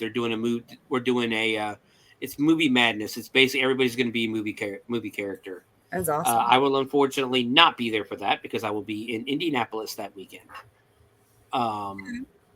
But yeah, no, it's like I said, especially being an outdoor haunt, it's really hard in Ohio to do year-round stuff and that. And trust me, we all get it. I know Brimstone wants to do it, but still, it's like, are you really gonna get people to come out in the middle of December in Ohio? Right. Yeah. So that's actually something that we're working on, is more of that infrastructure, so that we are able to do that in the future as we keep growing. So, because we've been open since 2019, so still fairly new, but we're growing and learning each year with more things of how to do things, and that's how the haunt industry works the best. Is just people get an idea, people, take that chance. Yeah. So, but you said, so when was that camp one more time? Camp Zool is the first weekend of September. So I think it's the 5th, 6th, and 7th. I don't know if we will have anything on our website, because it's kind of like a separate, they rent the property from, we're there, but they rent it from us. Yeah. So I think you have to go through Camp Zool if you're wanting to experience that. You have to go through their website and stuff and get tickets. And was that like a Ghostbusters type thing, or It's is it just coincidence that it's Zool? I don't know like where their name came from. It's almost like a music festival, so it's like a whole Okay. weekend of All right. heavy metal music. People dress up, things like that. So I mean, that's still cool. yeah. And Like I said, I do believe they're wanting to do, I think, the trail or something like that during that. So, which is, it's always cool because that's the kind of crowd you want to, is that heavy metal style crowd. yeah. Like one of the first haunts I worked at was in Virginia Beach, was one of our local concert venues, and I actually got I got to be backstage scaring people in a maze while Alice Cooper is playing on stage, and it's one of the coolest damn things in my life. Yeah. And that's like year one. It's like, how 30 years later, I still ain't topped it. Yeah, that's awesome. Yeah, that's our big thing. Like I said, so we have the Camp Zool, then we have the Bluegrass Fest, and then the big thing with our haunt though, when we open, you'll be able to see we have multiple live bands. We usually try to have a live band at least once every weekend. We also do what's called scarioke. So it's basically karaoke, but we call it scarioke. It's more than just like that haunt. It's more of we've got the environment, we've got the town, we've got vendors and food trucks. I mean, like I said, you have plenty of to do. Which is what we're still working on. We're still trying to make it that atmosphere at the dungeon. Like, we're still very well unknown, in all honesty, in our area. Like, where we are, we're not allowed to put signs up and stuff like that because it's called Hell's Dungeon. The people who own the property are very Christian, very religious. They don't want hell on, Right. So we're working on it. We're working with them. I think they're giving a little bit of concession to where we could put the dungeon on stuff. Okay. But we want to create that atmosphere too, like at our queue line where we don't have a line. You get a text when it's your turn. And I'm trying to convince our boss that, hey, we need to do a karaoke. We need to get carnival games in here. We need to get stuff to keep these, because one of the biggest, that's the thing about us, is our only negative reviews really are the line and the wait. Yeah. The queue works great. We used to have that queue. People loved it because they could like explore the town and do that. Unfortunately, now that we have 3 attractions, we don't have our queue anymore. But we do have like the fast pass lane to where you can actually upgrade to the fast pass and not have to stand in the long lines. Sometimes the lines are what makes it fun. Oh, absolutely. And this year, like I said, we're gonna have sorry. You're good. We're gonna have shows going on through the town too. We're gonna try to wrap that around the town too. So no matter even if you're in the line, you'll still have stuff going on that keep you entertained. Yeah. While you're doing that. Yeah, because it's amazing how many people come to a haunted house in the middle of October and expect not to wait in the line. Right. It just blows my mind.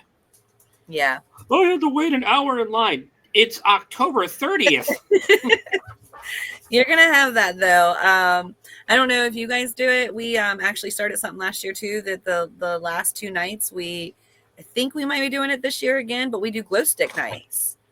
So what that is all the lights go off in the attractions and you've got to make it through with one glow stick.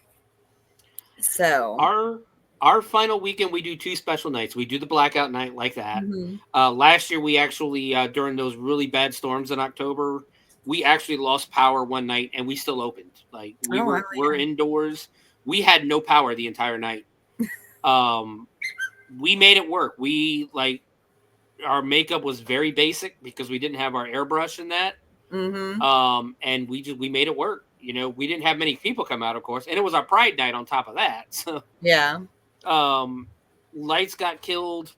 Dark, I think. The lights didn't come on until literally the last person left the dungeon.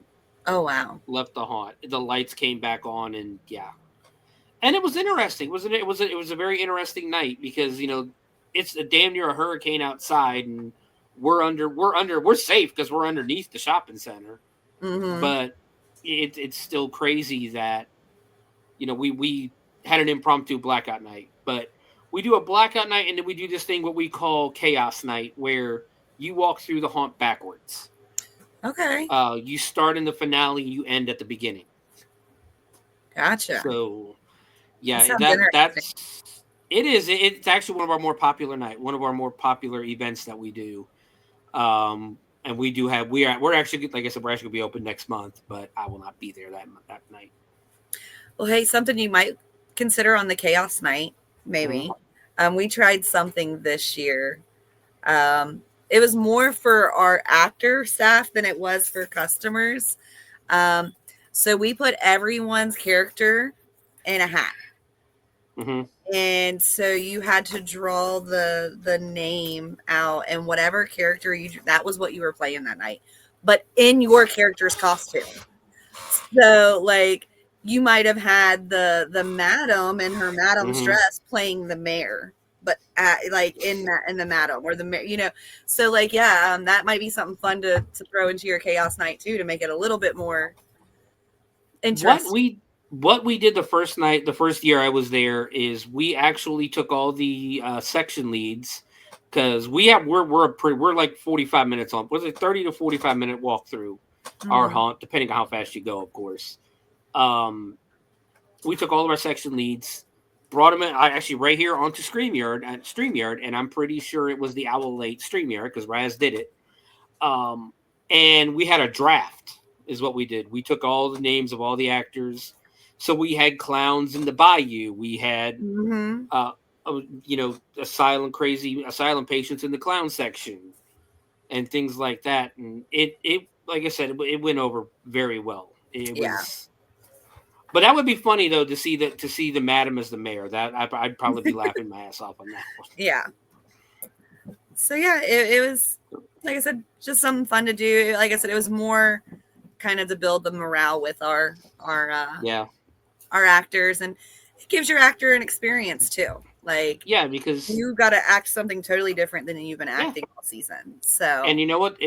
That's what shows your quality, how good of an actor you actually are. If you can take that part and just immediately go into another scene, put on a damn good show in that scene as well, you're a good actor. Yeah. You know, that's how you tell if it's your scenes or your actors too. Like, is it the scene that's not working, or is it the actor that's not working here? So that it is. That is awesome.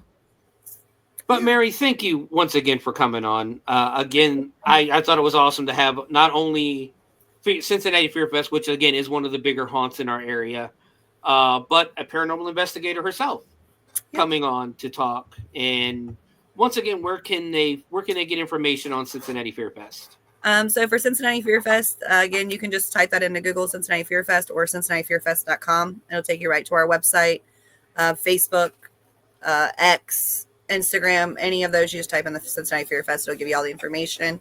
And then if you're interested on the Undead Explorer side, we do have a YouTube channel with some of our investigations for Undead Explorers, and the ability to contact us that way too. So, I'll tell you what, real quick before you go, you'll love the videos. I love the videos. Because I'm sitting here looking at you at the bottom, like, where do I know this lady from? And then you come up, and I'm like, it's her. I love her. Well, thank you. I didn't know that you were one of our watchers. So, I love all things paranormals, and I write ghost stories, and I want to learn more on how to do it properly. So I find the ones I've been trying to dig through and find the ones that are actually real at their job. And I love to share you with my mother-in-law, and you're amazing. Your team is amazing. We have not really put much out because last year, like I said, we started with the haunts, so we wasn't really getting out there and getting to do any of our, like, I think our last one that we put on was Cynthiana, Kentucky. We did the Roth's Opera House in Cynthiana, but we were so busy with the haunt, because haunt takes majority of your time. A lot of time. Got to get out there, and then a lot of our investigations have been at the haunt. But every time I try to record something to put it up, everything's distorted. And I'm like, well, apparently they don't want their story out there. All right, so Jen, you're going to have to send me a link to their group, to their page, if you don't mind. Apparently not. because I'm not seeing it on here, but Oh yeah, I'll shoot I'm you a also link trying later. yeah, I appreciate that. But Mary, again, thank you for coming on. Cincinnati Fear Fest, like I said, I've seen videos of it. It looks awesome. I've been wanting to go to just the ghost town itself. I've been wanting to go check out too, and just something I've been looking forward to since I moved to Ohio. In all honesty, but once again, Jen, if you feel free to stay in the, I'm going to put you in the backstage area. Feel free to stay there for the rest of the show if you like, or you can just go to the 2 links I shared to finish watching if you wish. But once again, thank you very much for coming on. You're welcome. Thank you. Thank you. Good night. This actually has been a lot of fun. Honestly, I had a lot more fun. I had 2 more people lined up, but they never got back to me. I can tell you my favorite ghost experience if you want. Well, you can do that real quick. We got a couple minutes before we got to take our break. Whenever I was a kid, we had 2 little kids that were at my uncle's house, and we'd go and play with them, and they always wore the same outfit constantly. They would roll the ball back and forth with us. They loved playing hide and seek more, and we'd play and we'd play and we'd play. And when I got a little bit older, I asked my mom why they never changed clothes or why they never were allowed to come over to our house for a sleepover like our other cousins. Because they were our cousins, they just my mom had told me that they had passed away a long time ago and they never left because their dad was still there. And he was fun. In the middle of the night, he had my sister had went to the bathroom and come out, and he'd asked her to follow her. And she's like, "You're here in the middle of the night. You must be one of the trusted grown-ups." And he led her to this room, and it was not the way it was when she was awake. It changed. She saw it as through when he was alive, and he'd shown her this chest. And when she got up, the chest was still there, and it didn't have the stuff in it that he'd shown her when she was that night when she had followed him. So those are like my 2 favorite ghost experiences from a kid. That is creepy as shit. Yeah, that is creepy. Now that I'm older, when I got older, I realized I'm like, holy cow, what the hell did I do? Well, I can honestly say I've not had a paranormal experience in any of the haunts that I've worked for, but on the property of the second haunt. Well, definitely the second haunt. I worked for the same people own the first and the second haunt that I worked for, because they own the haunted hayride for since early 90s. They opened that up, and then they became basically the Halloween tradition in Virginia Beach. So the Virginia Beach Amphitheater approached them and had them build, I believe it was called Fright Fest or something like that. I can't remember what it was called, honestly. We always just called it the amphitheater anyways. And that's when I, got scared while Alice Cooper was on stage.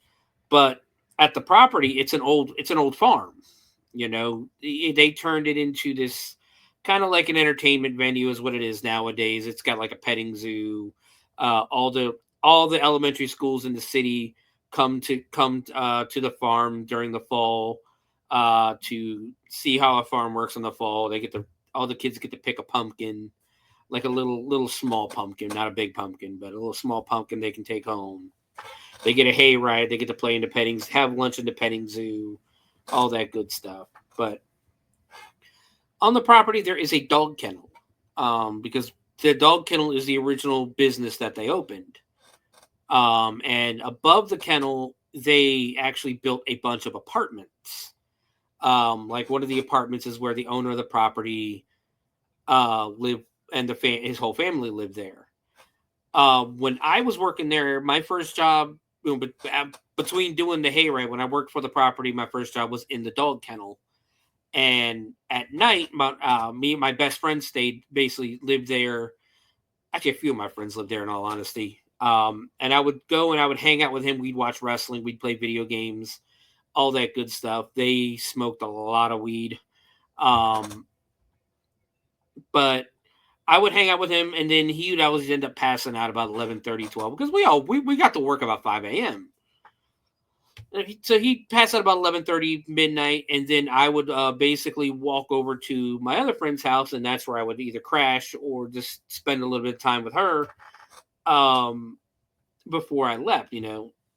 She's LGBT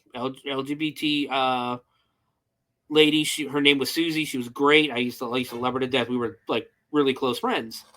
But the only way to get to her apartment from his apartment was to walk down the stairs into the kennel, which is dark as shit at this time because, again, we're in the country. Walk out the door, walk down a long set of runs, take a left, out the gate, and then up the stairs to her apartment. And this is I'd say about a month or so after the original owner, Mr. Vogel himself, passed away. He passed away. He was like 90 years old. It was old age and that. But he had a lot. He built that property to what it was. The petting zoo, the farm market, everything was his work. The kennel itself. He left the kennel to his daughter and the farm to his son. So as I'm walking, you get that feeling that you're being watched by something. And I'm sitting here in my head originally going, no, I'm just getting myself worked up. It's dark, it's midnight. There's very little light and I'm already nervous, walking. But I still couldn't shake that feeling. So I turn around and look and I see the shadow of a man wearing a cowboy hat. He's inside the kennel. I'm on the outside, but he's inside the kennel. And it's like he's standing in the kitchen of the kennel, which is where we used to make dog food and that. And it feels like he's watching me. Now, I didn't hang around. I took off and I went running. And I told Susie when I got upstairs, look, I told her what I found, and she goes, "Do you think that was Mr. Vogel?" It's very well could have been. I didn't fucking stand around to find out. That's the closest thing to a paranormal experience I've had in a haunt, though. But just turning around and seeing... I didn't know I should have been afraid. Yeah. I was in my 20s. This is the first time, growing up, in my house, in the house we lived in, I used to always... My grandmother passed away when I was really, really young. I was 7, 8 years old when my grandma... I may have been a little... in 1980, I would have been 10. I'm sorry, I was 10. And we moved out. My grandfather lived there by himself till he got remarried. But we ended up moving to Salem Lakes in Virginia Beach. It's off Salem Road. It used to be an old Indian burial ground. What used to have been over there and that. But I would constantly have nightmares about my grandmother. Not really nightmares, I guess dreams you could say, of my grandmother haunting that old house. This is a house they bought when it first built. They were the original owners in 1980. They were the original owners. He was the only owner until he passed away in 2008. But once my grandfather passed away, I stopped having dreams about that house. I haven't had one about that house or the bathroom. It was always the bathroom because the bathroom connected to the master bedroom. It had 2 doors, the master bedroom and then one into the hallway. And I can't tell you why, but that bathroom was always where I had dreams. The doors would slam shut in my dreams. The water would turn on by itself and that. And for whatever reason, I couldn't even tell you why I was in that bathroom in my dreams. But I was always have these dreams. But when my grandfather passed away in 2008, I stopped having them. I haven't had one since. I have no idea why. I couldn't tell you why either. I have not had a single dream about that since 2008.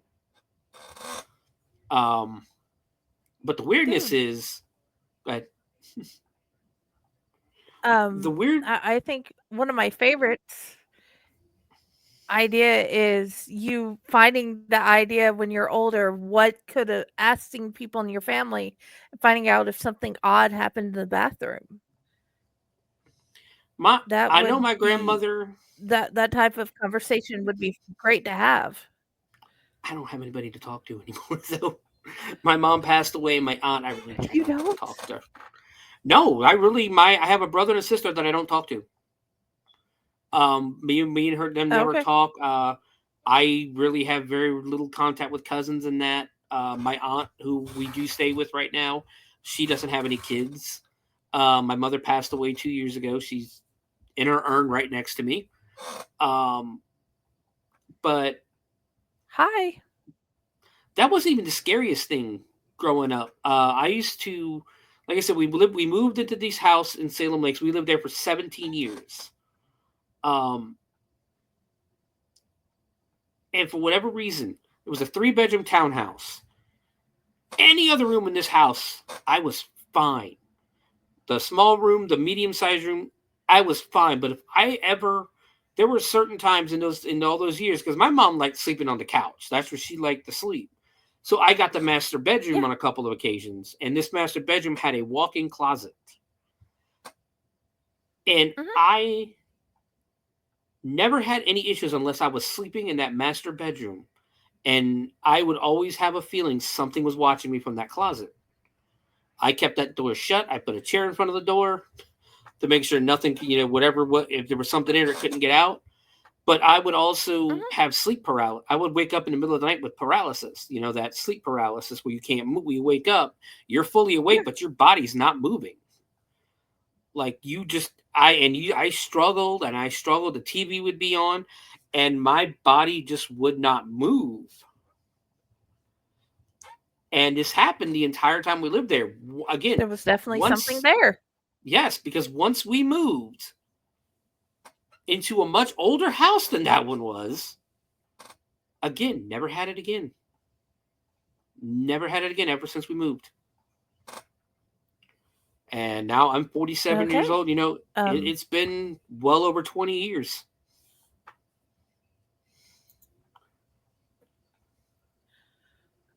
Ooh.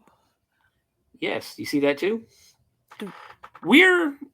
Tell you what, we're going to go ahead and we're going to take our break real quick. It is a quick 3-minute break, and when we come back, we might have another guest. So stick around. Give me about 3 minutes. Let me get down here to where we need to be, and we'll see you guys in a couple minutes.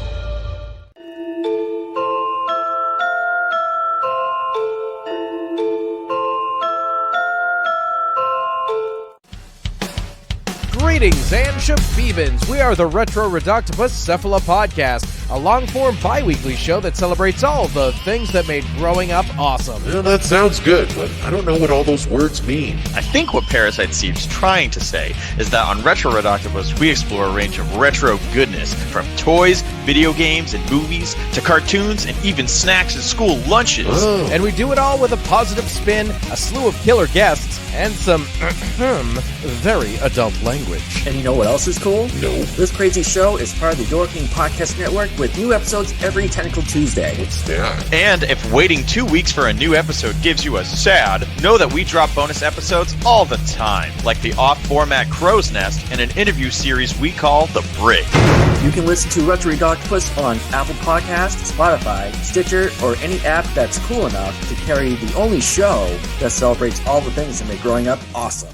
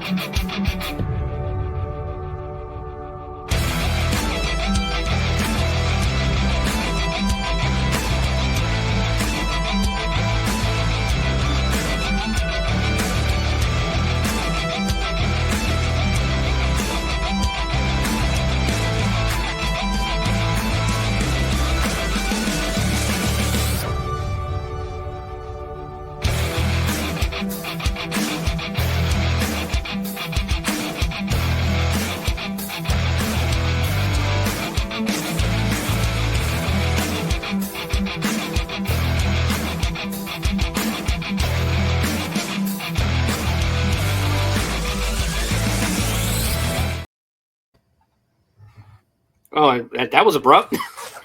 We're back. It didn't do the thing. Yeah.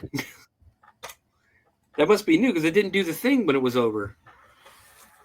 But welcome back, everybody, to Shivers. I am your host, Sewer Dweller.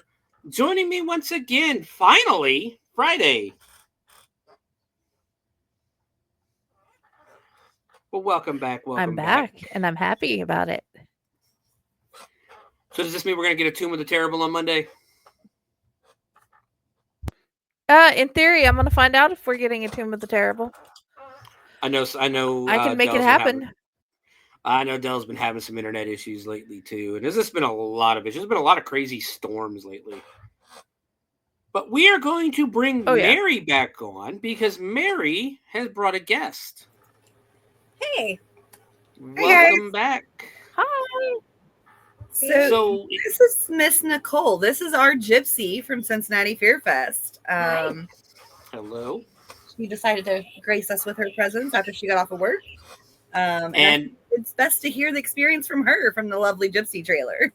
I told everyone's going to think I'm crazy. Yes. No, not actually. I've gotten a couple of messages on Facebook and people are really enjoying the show. So, but of course, the first question we got to ask, what was your name again? I'm sorry, I'm bad with names. Oh, that's okay. I'm Nicole, also known as Madame Sorrow. Madame Sorrow. Ooh. So, Mary told us about a time you had your hair caught on fire. Oh, it's always a whole week. You know, you ever seen those? Was actually Hell Week, wasn't it? It was hell. Yeah. Are we allowed to say that? Is that okay? Yes. Yeah. You can say whatever you want. Okay. We have the only now the only rules we have are no politics, no religion. Oh, well, that'll be easy then. That'll work. So, you ever seen those horror movies where I'm also one of those people that talk, at the horror movie going, what's wrong with you? Do you not see the signs? Well, I'm that idiot who didn't see the signs.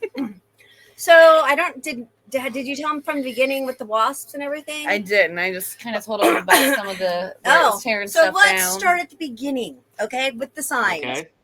So we went in there and it was like, what was it, the night before we opened, and they're like, hey, it's yours, do whatever you want with it. I was like, fine. So we went in there and there was wasps everywhere. And if you know anything about wasps, you have to kill them at nighttime. Right there, right? The trailer was full of wasps. We could not kill the wasps. Okay, that's the first time. But you know what? We're like, whatever. It's just wasps. So anyway, I hadn't done the paranormal, and Mary's like, oh, I brought the equipment. I said, what fun is that going to be? So here's the thing. Let's backtrack a little bit before we started with the paranormal stuff. Okay. When I walked in, her daughter was there, and she was cleaning a mirror. And I was like, oh, and it would not clean. So I was like, oh, I got some dryer sheets. Let's clean this, right? It wouldn't. It was like, there was like some weird symbols on the mirror that we were trying to get off of it. And they kept coming back. Yeah. Okay, there's another sign. Yeah. Once again, if you're watching a horror movie and you're like, what a bunch of idiots. You're like, this is so not going to end well. Okay. Now, as somebody who does a horror movie podcast, I will say right now, you say that now while watching the movie, but in real life, when that shit's happening to you in real life, you're like, you know what? I am a fucking idiot, aren't I? And you just keep going. So here's the other thing. We were cleaning up and everything like that. So there was a picture. With a Ouija board in it. With the Ouija board in it. I had not known that Mary had tried to fix that before I came in. And it wouldn't budge. It was like it was screwed to the wall, wouldn't move. So I go in and I went, whoop, and it fixed it. And she's like, how did you do that? I was like, I just fixed it, right? Okay. That's 3 signs right there. Okay. And this isn't just the first day, by the way. So then she gets out the paranormal stuff. And her daughter is really in tuned with things. So I was like, oh, yeah, you go ahead and put that on. And she starts telling us the story of little Agatha and how Agatha is there and all this stuff. We're like, okay.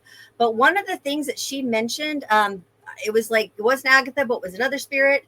The crow's nest. Here's the thing. Remember we were cleaning up? I had just cleared out a bird's nest from the corner. That was what, 4 signs right there? Yeah. Yeah, you would think that you would run, but we're like, no, whatever. We're just chopping it up, right? But anyway, they proceed to say what's going on. And so we cleansed it and we put the crystals on top of the mirror because we felt it was very heavy.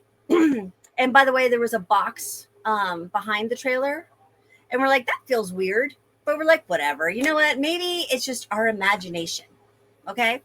So as we're going and we're getting there, the first 2 nights, I didn't really spend a lot of time in there. But when I did, also we decorated it. We would come back and things would be torn off the wall. Torn off the walls. And I was like, stupid kids. I was like, oh my gosh, what is wrong with these kids? Can they not like respect things and put them back? You know what I mean? So it was we call it Hell Week, the last week. We did a full week. We did, it was the Halloween week. We had ran that Thursday, Friday, Saturday, Sunday, and then Monday, Tuesday, Wednesday, Thursday, Friday, Saturday. So it was what we called Hell Week because it was a full week of the haunt open. So one of the first haunts I worked, I did the same thing at the haunted hayride. Yeah. So yeah, I know. Yeah. So the week going in, not only is Halloween closer and it's more intense, we're extremely tired, and I'm more in tune with my. I don't know if she told you, but I actually can read palms and things like that, and I sense things, and I try not to, but you have no choice. So I'm a little more susceptible. So we're going in. I believe it was a Monday night. And I was feeling rather odd. And I was like, and I think that was a night where a lot of stuff was torn off. And I'm like, what in the world? I was like, whatever, we'll just deal with it. And we didn't tell anybody because we didn't want to make a big deal about it. We didn't want to be the whiny crybabies because sometimes older women come off as Karens. We didn't want to be that. So I go in and I started crying every time I would hold someone's hand, and I just felt things. And then I couldn't talk. It felt like something was choking me. Every time I went to say something to help somebody, it was like I could feel it. And I was like, oh my God. And I was like, and I couldn't. So I went out and I was like, I got to go home. I was like, something's not right. I was fine the next day. And I was like, you know what? Maybe I just need to rest. Got some, the doctor's like, you're fine. Really? There's really, just give you something, but maybe just need to rest.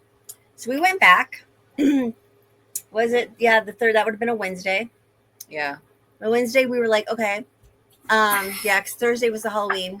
So I actually had went and got Shelly and Stephanie because I was like, can you do me a favor? I said, my crystal has been taken off the mirror. It has fallen. Can you please go in there? And I didn't tell her anything. Can you please go in there? I don't have any sage or anything. Can you please cleanse it for me? I said, I have these weird feelings and I need you. So that was before we opened it. And then I went to check on her and she's like, oh my God. I was like, what? She's like, I went in there and it felt like something was choking me. I said, you too? She's like, yeah. So she went in there and completely cleansed. And she's like, I don't know what's in that box, but there's something bad. I said, well, we don't open it. We just keep going. So then it was, I think that night, I don't remember too much because now it's a blur, but it was the one night, I think it was it Halloween or was it before Halloween night? I think it was Halloween night. It was one of those nights. Anyway, so I was like, all right, let's do this. It's going to be great.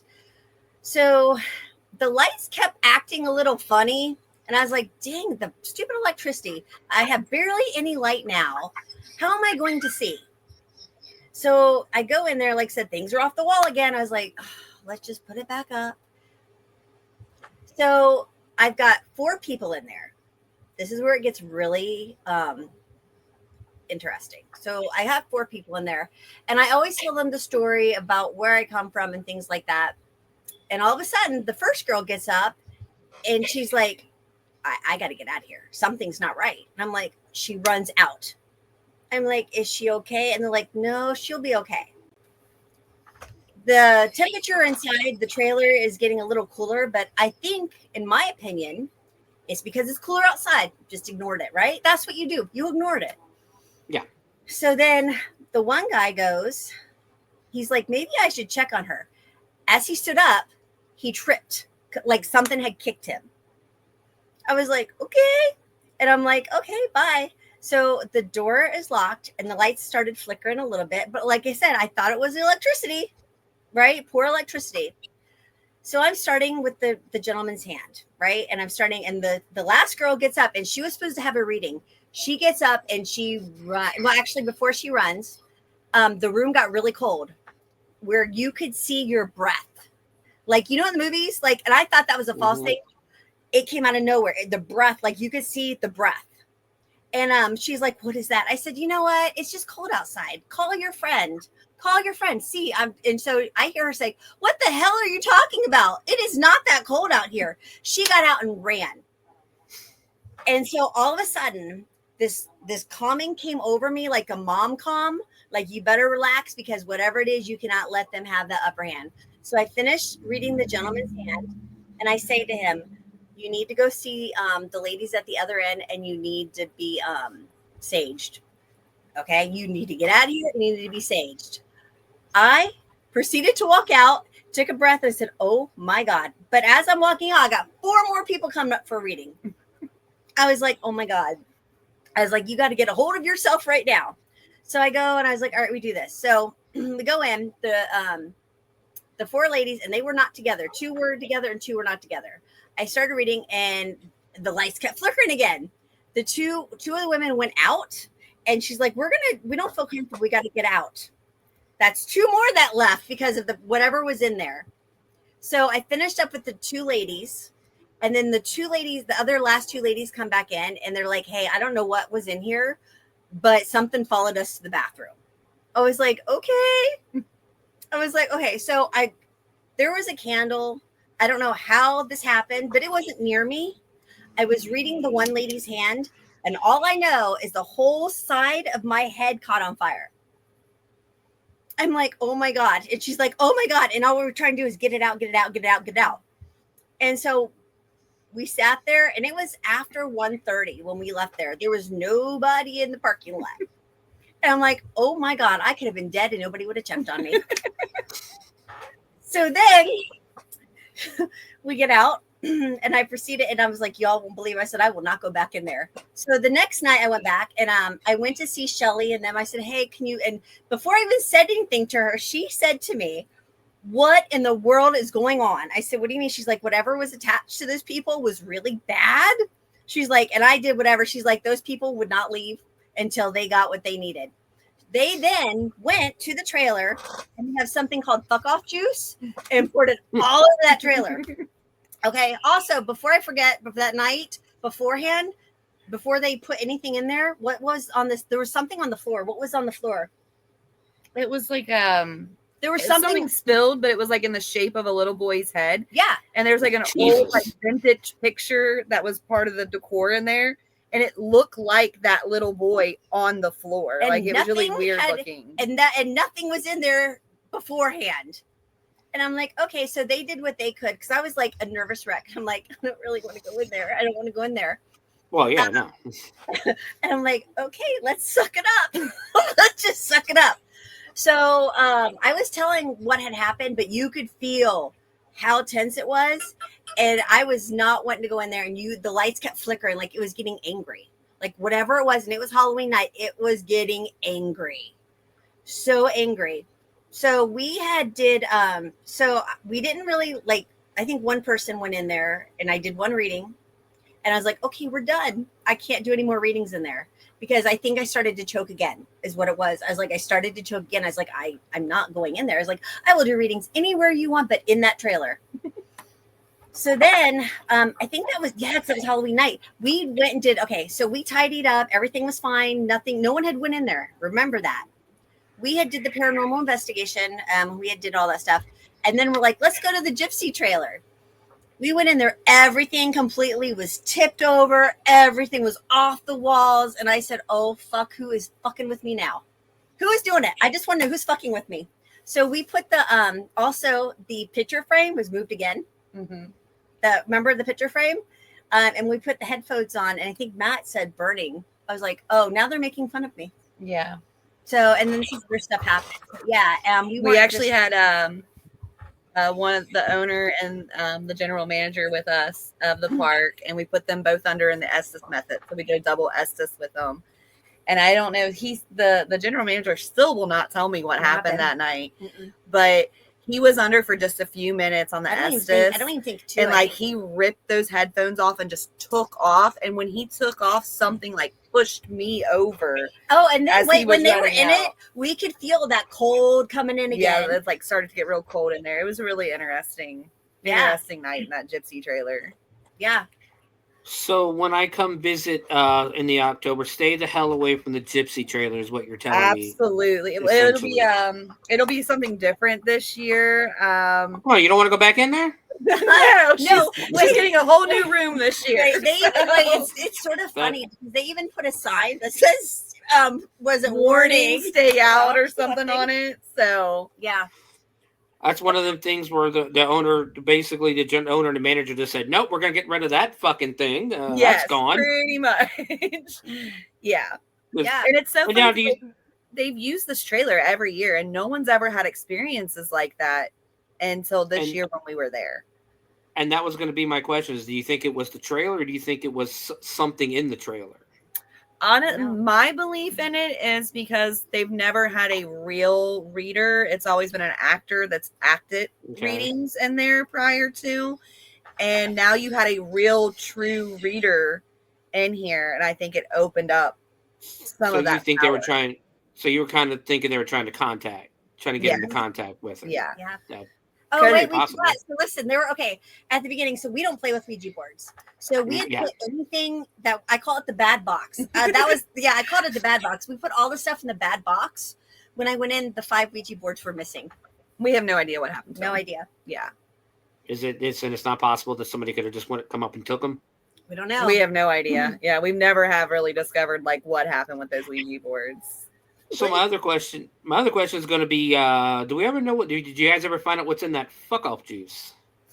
No, I don't know. Yeah, I don't know. We have so Shelly and Stephanie are vendors there at Cincinnati Fear Fest, and is Ascending Shadows? I think is what their business is called, and they're very spiritual people. Like they sell the remedies, the stages and things like that, herbal remedies to people. So that's who she had come in and help her kind of cleanse. And they do card readings and stuff as well. So and obviously whatever this thing was, the cleansing didn't the cleansing just upsets it more. Like it might have pissed, like I was going to say, it probably just pissed it off a little more. Yes. Mm-hmm. So you're thinking, so this is probably something, whatever it was, could have been demonic, is what you're saying. Absolutely. That's what I was saying earlier. There is something very dark there. We've been doing multiple different investigations to try to figure out what it is. We just can't. Yeah. A lot of times my husband's seen it. It comes in a 3. It's like three different entities, but they come in as one. It's kind of hard to explain. Almost like the mark of the beast. Pretty much, yeah. And what we've noticed more towards after, was it 11 o'clock at night? Yeah, it's usually about 11:10, somewhere in there is when that kind of starts to take over. It's when the fog starts rolling in. Yeah. It's very interesting how it works. Like if you go earlier in the night and you're doing your investigation, you kind of get that fun experience. You got the spirit Shelly that's flirting with you and doing all that. And then about 11:10 every night when we're investigating, it's like that fun atmosphere starts to go away and that dark atmosphere starts to take over. You could feel it. You feel the change of the energy in the air. So it's very interesting. Yeah, I mean it really is. That just, and for some reason, if it was me, I would have to guess something to do with the Native Americans or something, or something. I don't know if there was that. And like I said, we did have that one, the one incident that we do know for sure of the man who took his life. That's a very powerful thing to do on a land. You know what? I didn't even think of this either, but Bobby Mackey's wasn't too far from you. No, it's down, right down, probably about 20-30 minutes. Yeah, it's not too far. It doesn't exist anymore either. No, they tore it down. Actually, from what I heard was they tore it down, but they're keeping the well there that's haunted. Yeah. And they're actually going to rebuild back around it again. That's what they were saying, is that Bobby Mackey's is going back there as soon as they can figure out how to do it, because the erosion was getting too bad as well. Yeah. So yeah, that's there. Like I said, there's a lot around us that is haunted.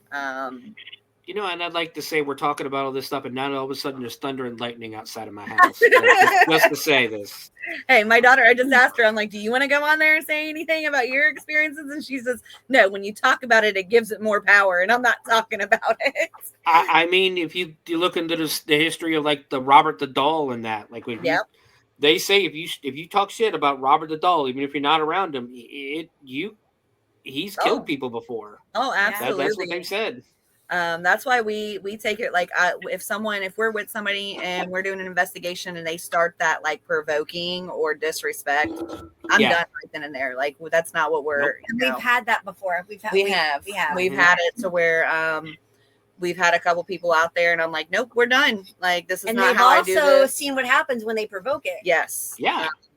Because I mean, this is an invisible entity. You don't know where it is. You're just really at the end of the day, you're guessing. You know what the spirit is, what if it's friendly or not. Last thing you want to do is piss something off that you can't see. Yes. You ever heard a ghost say "fuck"? What was it? Fuck you, fuck off. Something? It told us to fuck off the other day. Yeah, it actually came across and told us to fuck off. And at that point, you hear it. Yeah. Yeah, and at that point is when you fuck off. Yeah, pretty much. Yeah, when it tells you to go, you go. Me and Jen were talking about before the break with the one that I saw on. Like I said, I've never had an experience during a haunt or at a haunt, but on the property of the haunts. We used to like I was telling her, I used to work on a farm.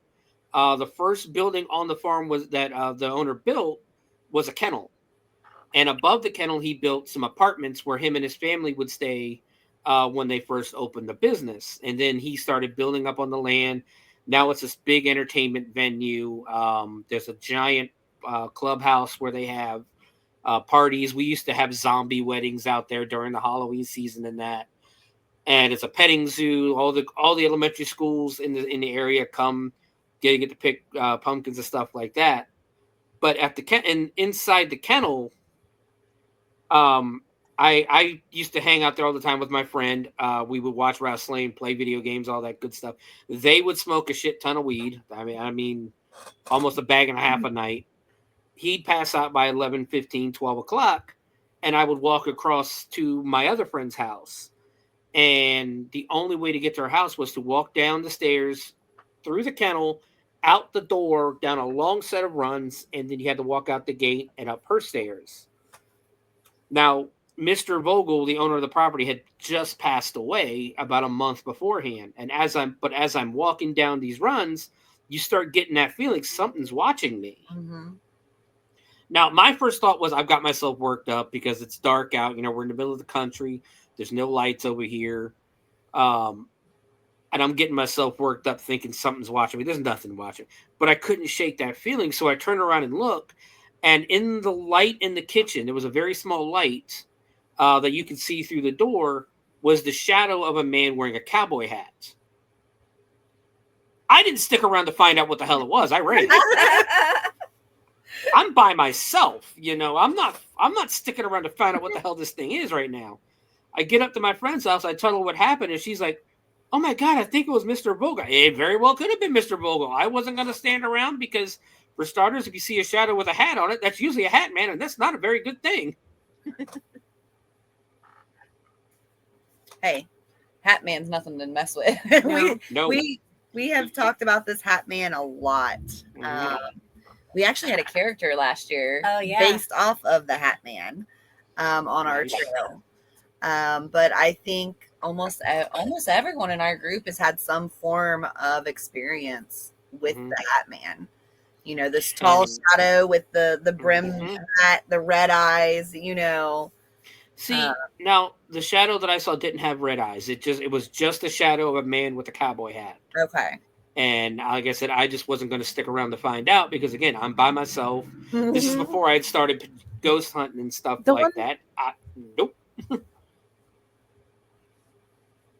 Good Friday. When I saw Short Hat Man bit me, I don't know how much you get to hear. The Short Hat Man bit me while I was sleeping, and I woke up to its teeth on me. I didn't know they could bite you. Oh. There were teeth marks. Yeah. I mean, it depends on what it is. They can scratch. They can, depending on their power. of what they have and what they are. I think personally, again, there's nothing that says this is true fact or not. I don't think spirits can. I think that's when you get into that more demonic energy or poltergeistic energy that can do things like that.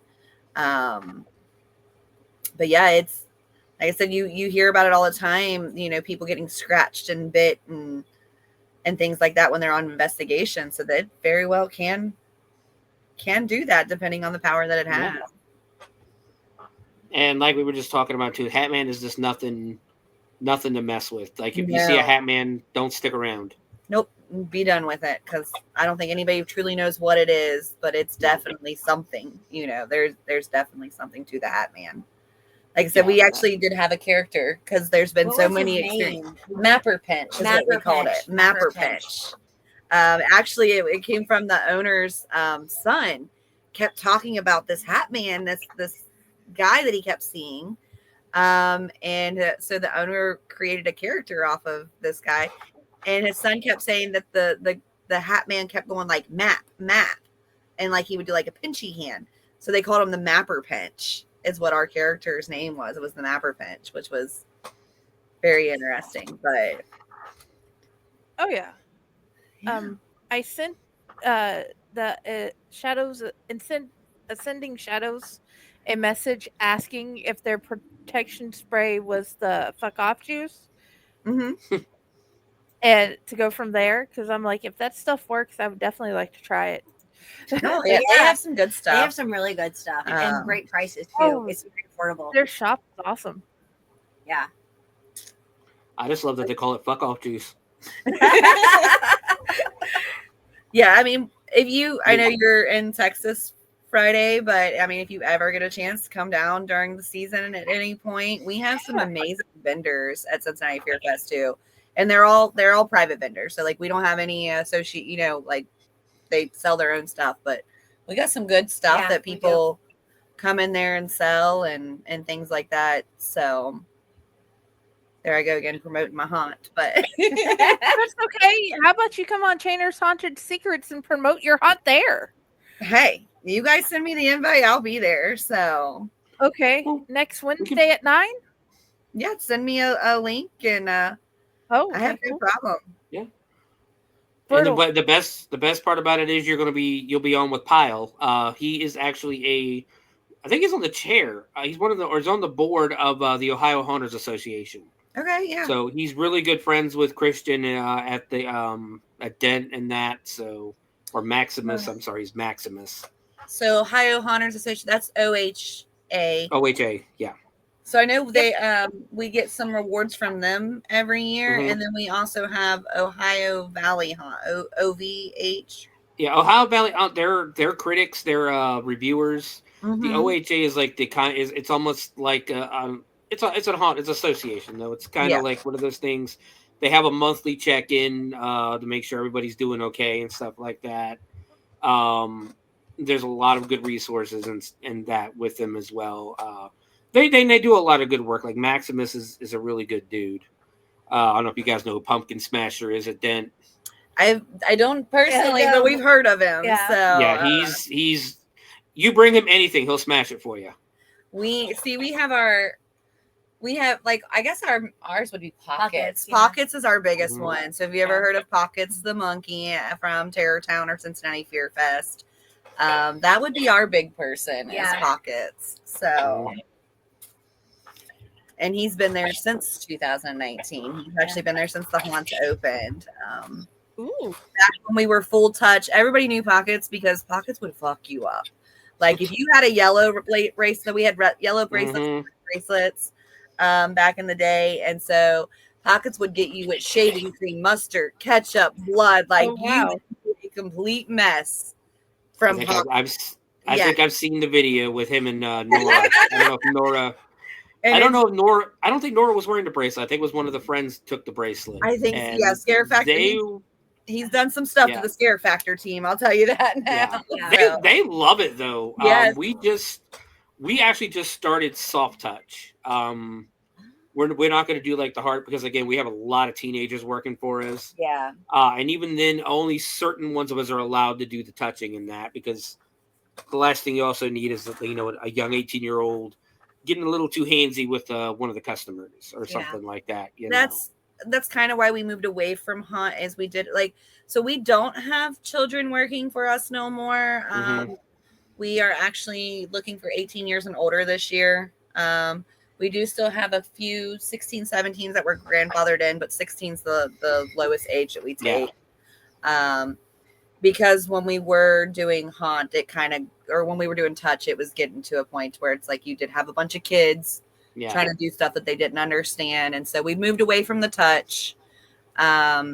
Last year, we took away all of the blood and the mud and all that too. But we are bringing, like I said, a little bit of that blood back this year. I'm excited. I know we are super excited for it because that is something that a lot of our customers did enjoy, that not even just getting dirty themselves, but watching other people. Like that was the fun. Watching other people go through it was amazing. And we can't do stuff like that because again we're indoors and that and it's really hard to clean up. But we got certain things we get certain things that we do to people. Like one of our new things is I get to put people in a coffin. Okay. Yeah. We're talking. I know he wants to put like a coffin ride in the very first scene, but it's like I've told him before. Unless I don't see how that's going to be, how it's going to be possible. Especially we get a really busy night and we're taking about a minute or like 30 seconds to a minute in the very first scene to put a few people in the coffin ride. I don't know. It's going to back up. Yeah. Pretty quickly. And like I said, the most negative reviews we get is the waiting. Yeah. People are impatient though. They are very really impatient. are. Well, and it's like I was joking around with Mary a little bit ago. People bitch that it's a 2 hour. Well, it's a 2 hour wait. I said you chose to come on October 30th. Right. Like, what did you think was going to happen? Like, it's like when you go to a restaurant 5 minutes before they close, and you order steak. Yeah. And you just hear all this crashing in the back room for some reason. Yeah. Well, we have that too. Like when people do show up to the haunt right before you close your gates, and then they get all mad. Like, well, we should have been. It's like, why would you show up at the very end of the night? Like, and then expect to get that great show that you wanted. Right. I'm still confused at the ones who come in shit faced, like already. Like they're just drunk off their asses. Yeah. Like we did have a bachelorette party come in last year, and they didn't even make it a third of the way through the haunt because they were just drunk off their asses. I think one of the girls tried to shove a pink substance that was in a water bottle down the throat of the girl who was taking the pictures. Tried to kiss her, all that good stuff, and she's like, I don't know what that pink substance was. Like, are we really going to pretend it ain't Pink Whitney? Really? Right. Right. But they come into my scene because I was the first scene last year. They come into my scene and the girl starts rubbing up on my stomach and and I'm like, you need to back the hell off. Right. I said, which part of don't touch did you not understand? There's a whole video outside telling you what not to touch and all this stuff not to do. And actually, you know what one of the other things on that rules are? Don't come in drunk. Right. Yeah. Maybe they read. I've come to that conclusion. Right. Yeah. And her boyfriend, or one of the guys she was with, looks at me and goes, who wouldn't want a hot piece of ass like this touching him? I said, a married man. Right. Yes. That is one thing I know that, like, I love our fans and our customers that come through haunts, but there are some of the most disrespectful people that come through too. And it's just like, what is wrong with you? That was the good thing when we had touch, because you just fuck those people up. Yeah. Like, we never had issues with like people touching actors when we had touch, because they knew you'd get fucked up if you did. Now, like this year was the first year we had one of the biggest issues with our actors getting touched, people getting drunk. And so that was a big thing, is trying to train our actors, like the difference between a drunk touch, like someone just fell over and accidentally, or someone actually grabbing you too. So yeah, and the thing about it is, again, with us, we have a lot of kids working with us and for us. They're great actors too. On top of that, it kind of gets hard to keep them wrangled in one spot, but other than that, they're really good at what they do. Yeah. And on top of that, we have some really young kids, like the owner's grandson and a couple of other like kids of parents. And these kids will creep the shit out of these guys. Like that, they'll get some of the biggest scares because I'm like, that's a kid. Right? Yeah, well, kids are creepy anyway. I know. We had this one girl last year, and I think she was like 14 or 15 years old, but I swear to God, I thought she was 9 when I met her. She was that small, but she's like 14, 15 years old. And I guess her and her friends were gymnasts because she could do a back bend, and she would do that back bend and walk like that towards these people. And these people would drop to the damn ground. Yeah. I love it. But one of the things I get to do now, is besides being a guide and being in the first scene, is I've been told to be an asshole. Yeah. I will, make fun of people, make them laugh, all that good stuff.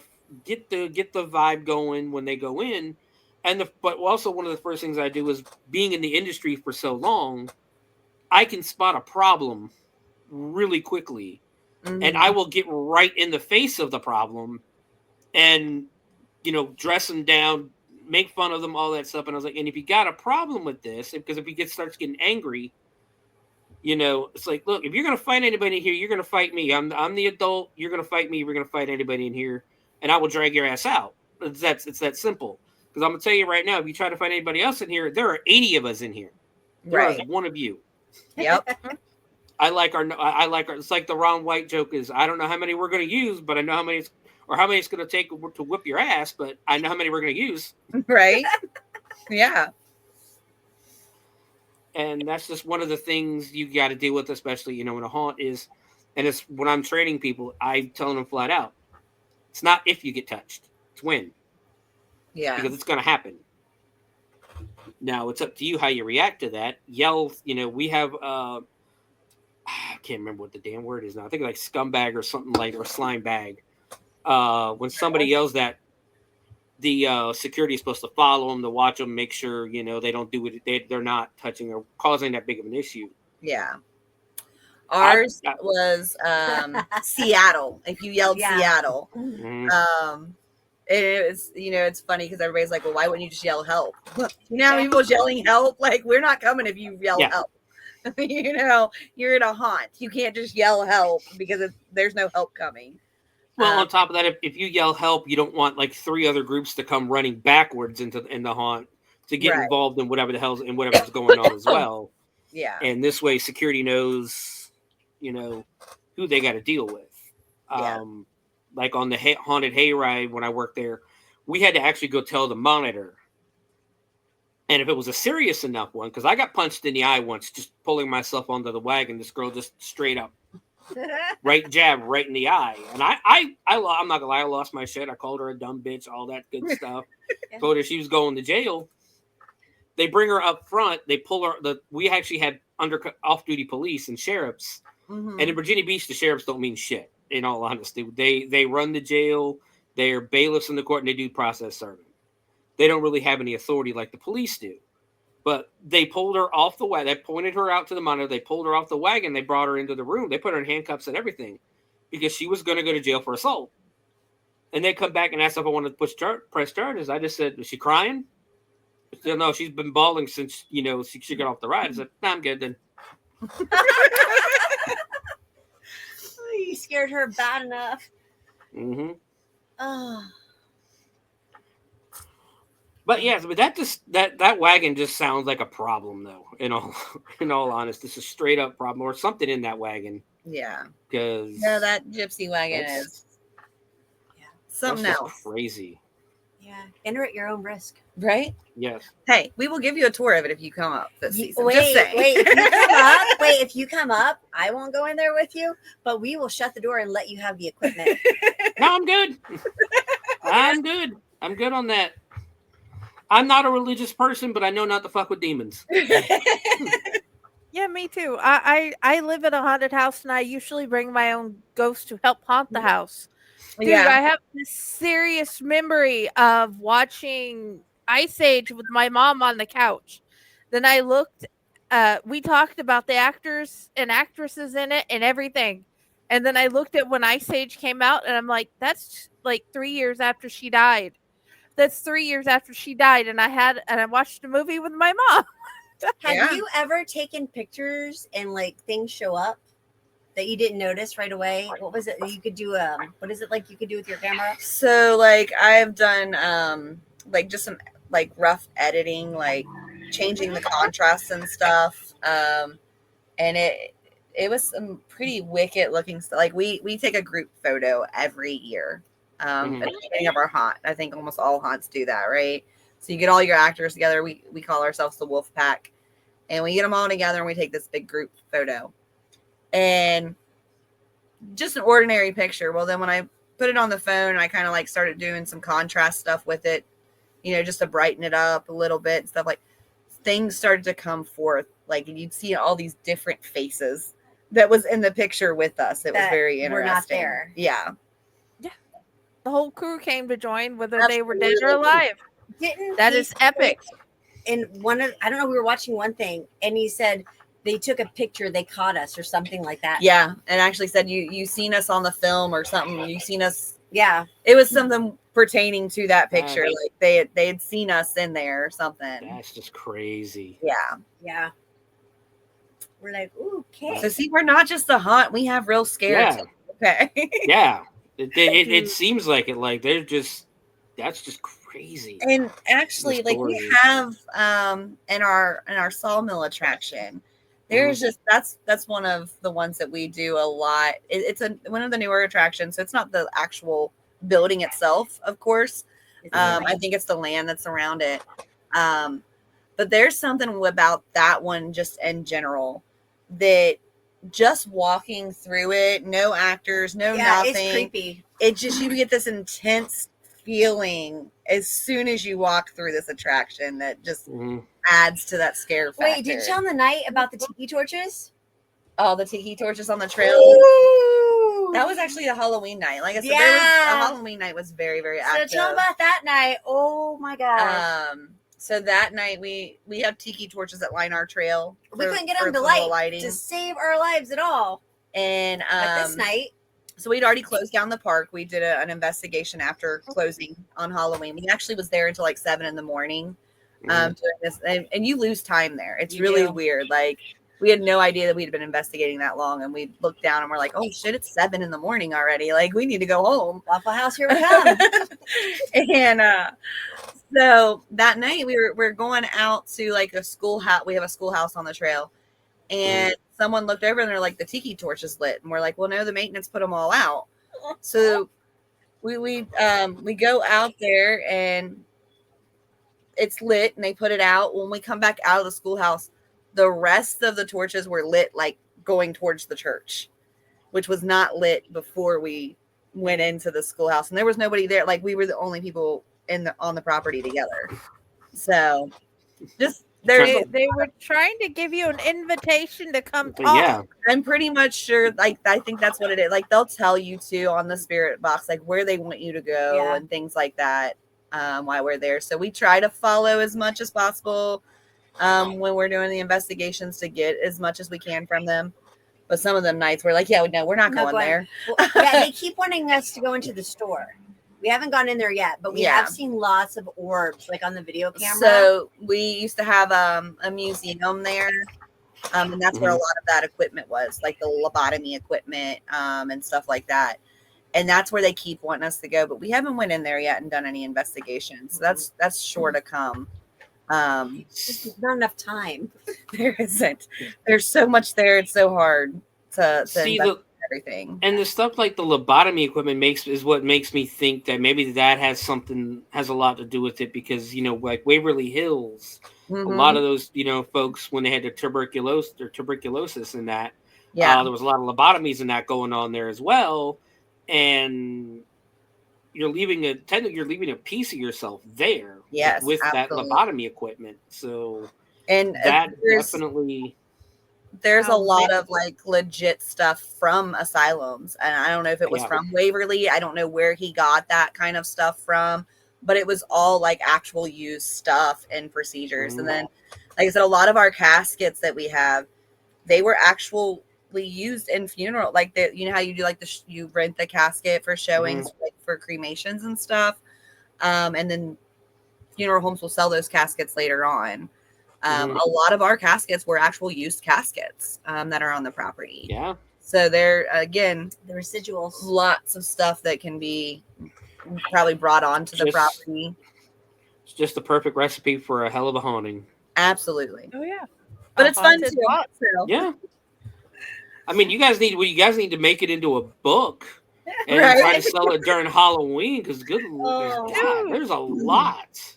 Yeah. I would buy that at any point and add it to our collection. I would love to have that book. Yeah, I mean, like I said, I'm hoping I can eventually get my equipment to stop distorting when I'm there. I can record anywhere else and my equipment works fine. But they're like, nope, we're not letting you record. So hopefully, especially with it getting warmer out and we can actually do more investigations. I'm hoping that we can actually get some stuff up on our channel, on the Undead Explorers channel, from some of those investigations, so we can actually have some video recordings of some of that evidence. That would be really interesting because, like I said, it's just sounds like just popping off down there. Mm-hmm. In all honesty, and like you said, so nothing's ever been built on this land before. No, at least it per was record.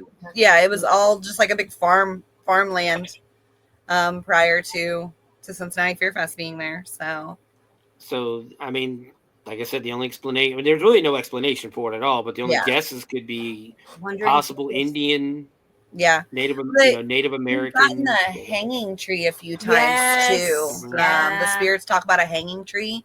Not quite sure where on the property the hanging tree is, but the hanging tree. Could it have been where that guy killed himself?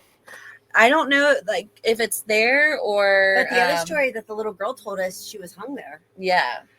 So the Agatha, the little girl, she said she was hung out there in the wood line. So I don't know if that is the exact spot. Like no one has really any record of. Yeah, there won't be any records of that unless the diaries. That would be it. Yeah. But like I said, it just sounds like it's crazy down there. Absolutely. Like, Ohio's got some stuff going on. I mean, there's is this a lot of. Kentucky's technically Mothman State, but Ohio is actually one of the most haunted states in the United States. Like the most haunts on record. Portal. That's what it is. It's probably why we are huge in the haunt industry too. We're the largest haunt industry. Yeah, Ohio is. So I can tell. Like California's catching up slowly, but we are still number one. That's just for registered haunts. That's not for anything else. Because it's like I was telling what was it, Katrina earlier? You still got Circleville where they have the big Halloween festival every year with the pumpkins and that is so fun. That's where I lost my first tooth. There's just stuff going on all the time. Fear in Columbus is always like every holiday almost they got something going on. Oh yeah. And this is definitely the haunt capital of America right now. And like I said, even paranormal, there are so many stories of different paranormals in Ohio. Actually, fun fact, the road that I actually live on is one of the haunted roads in Claremont County. It's Dead Man's Curve.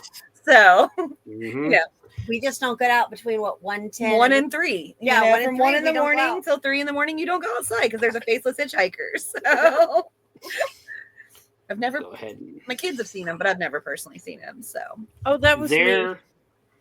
Yeah, I know. I'm putting it up just so people can see it. This is the YouTube channel for the Undead Explorers.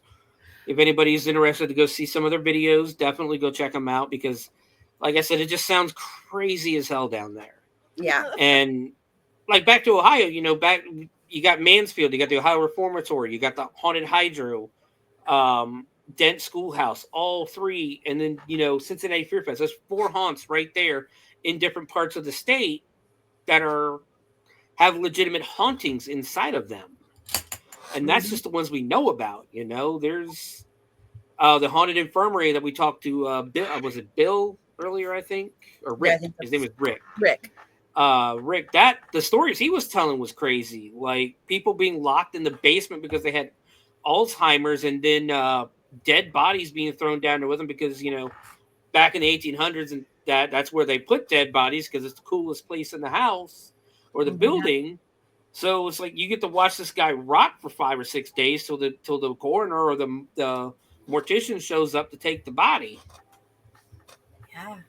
And just craziness all around. And I'm from, like I said before, I'm from Virginia Beach. We're literally one of the first places that anybody besides Native Americans set foot on, on the American soil. We have a ton of hauntings out there, but it's nothing as crazy as up here. Like a lot of the stuff down there is like, Blackbeard's ghosts or Blackbeard's crew being kept in the Colonial Williamsburg jail.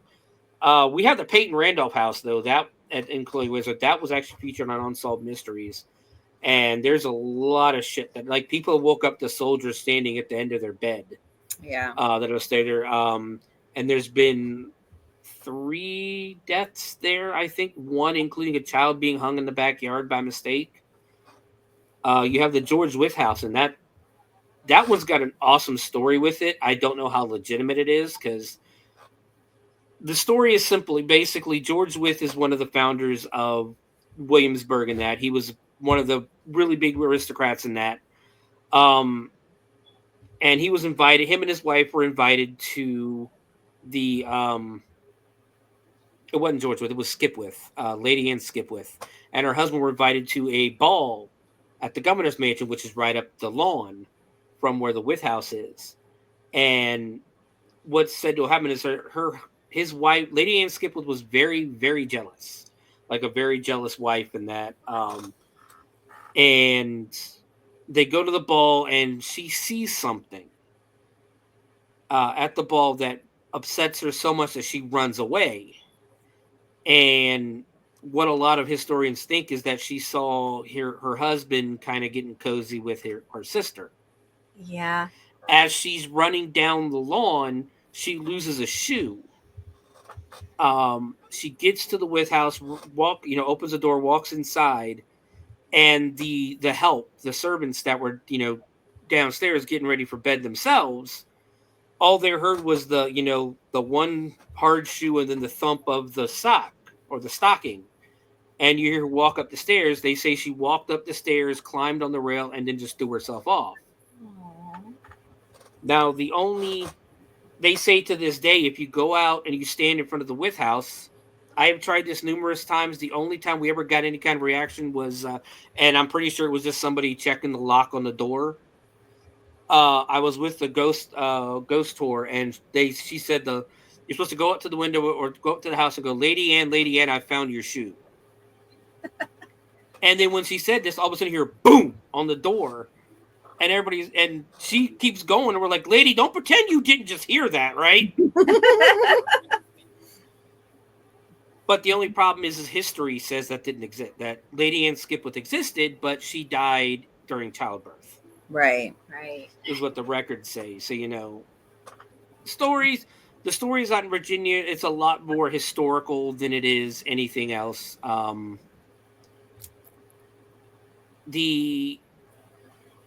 like there's tragic Native American ones because they actually, if you can go to the campus of William and Mary, there's a house there where they kept Native Americans that they just essentially took from their tribes. Young Native Americans, and they were teaching them, Christian ways, civilization, how to be civilized, all that good stuff in their minds. And this one Indian boy would climb out every night and go running, take all his clothes off and just go running all around the campus and climb back up into the window of the dorm before sunrise. One day he just climbs out and never comes back. Mm-hmm. Nobody knows what happened. But like I said, Ohio has these crazy ass stories. They do. It's like when the spirits open the door for you. Yeah. Yeah, because that's crazy, anyways. Though yeah. Well, I mean, like up here in Dayton, there's really not those crazy, the crazy stories like you got down there, or I bet there are. You just haven't got out there yet. And I've been looking. I've lived here for 12 years, and I've been looking. Because I'm trying to do some videos on TikTok and that, showing some weird stuff here in Dayton. So far, I found this thing called Fallis Cemetery. It was a a pioneer cemetery. That's literally in the middle of a damn neighborhood. Like I had to walk through someone's yard to get to this thing. Oh wow. And it was found in like 1812. And it's just a family, and half the tombstones are broken because of the robbers and that, the grave robbers and the vandals. And it's just like I said, just planted in the middle of it, and not a poor neighborhood. I'm talking like these are $1 million homes. Yeah. Well, yeah, they don't. And then the other thing was like Frankenstein or Kettering Tower. It's the only story behind that is that I found besides the witch. They call it the Witch's Tower. There's a bunch of things I call it. And it literally it turns out it was only built to look over the golf course that's there. But I guess back in 1957, a young lady and her boyfriend, she was just learning to drive. I guess it started raining real hard, so they went into Kettering Tower to hide. Lightning hit the tower and killed her. Oh wow. And you're supposed to, like, if you go there at night, which it's a city park, you can't do that. You're supposed to be able to see figures walking up and down because the tower itself is blocked off. It's bricked off now. You can't go inside. Yeah. You're supposed to be able to see like figures walking up and down the stairs. Yeah, I don't think there is too much in Dayton. Like when I've done some of the research, there's not a whole lot in Dayton. I know there's been a few that's popped up. The Bly Manor or Bill Manor or something. That was one that reached out to me recently. We haven't, but I think that's in Fairmount, Ohio, or Fairmont. Yeah. I just wonder, like the equators, like if there's anything to do with the equator lines. It's the way lines. It has a lot. Yeah. It's like, have you heard line Valdosta time loop? Like there's. Yeah, we've been looking a lot of that Valdosta, looking into that in Georgia. So that's an interesting one. You know, the old saying, what is it? You don't get gas in Valdosta? Yeah. I have not heard that one. Oh, you'll have to look it up. Tell him your story. Okay, listen, this is how in sync we are. So you know how you start one thing and you go down a rabbit hole? So I was watching something on Valdosta, Georgia, and I was like, Mary. And she's like, oh my God. She's like, that is so true. She had an experience with that. Yeah, I actually had stopped at the Valdosta gas station. So it's a story of, there's an old gas station. It's an exit that really doesn't exist. So going from Georgia to Florida, people have had experiences like almost like a time loop. Like a time loop. Like you go back in time, but you don't.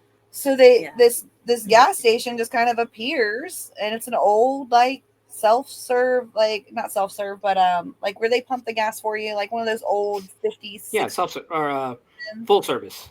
Yeah, full service gas stations. And people have stopped there and got gas, and like everything looks very old, like out of its time in this gas station. And then like they'll go to like leave, and they keep doing a circle even though they're not turning anywhere. And they keep passing this until eventually they get out of the loop and end up back on the highway, and then they can never find it again. But it's called Valdosta. Is it Valdosta? Georgia. You just have to look it up. They've got some podcasts and stuff on it.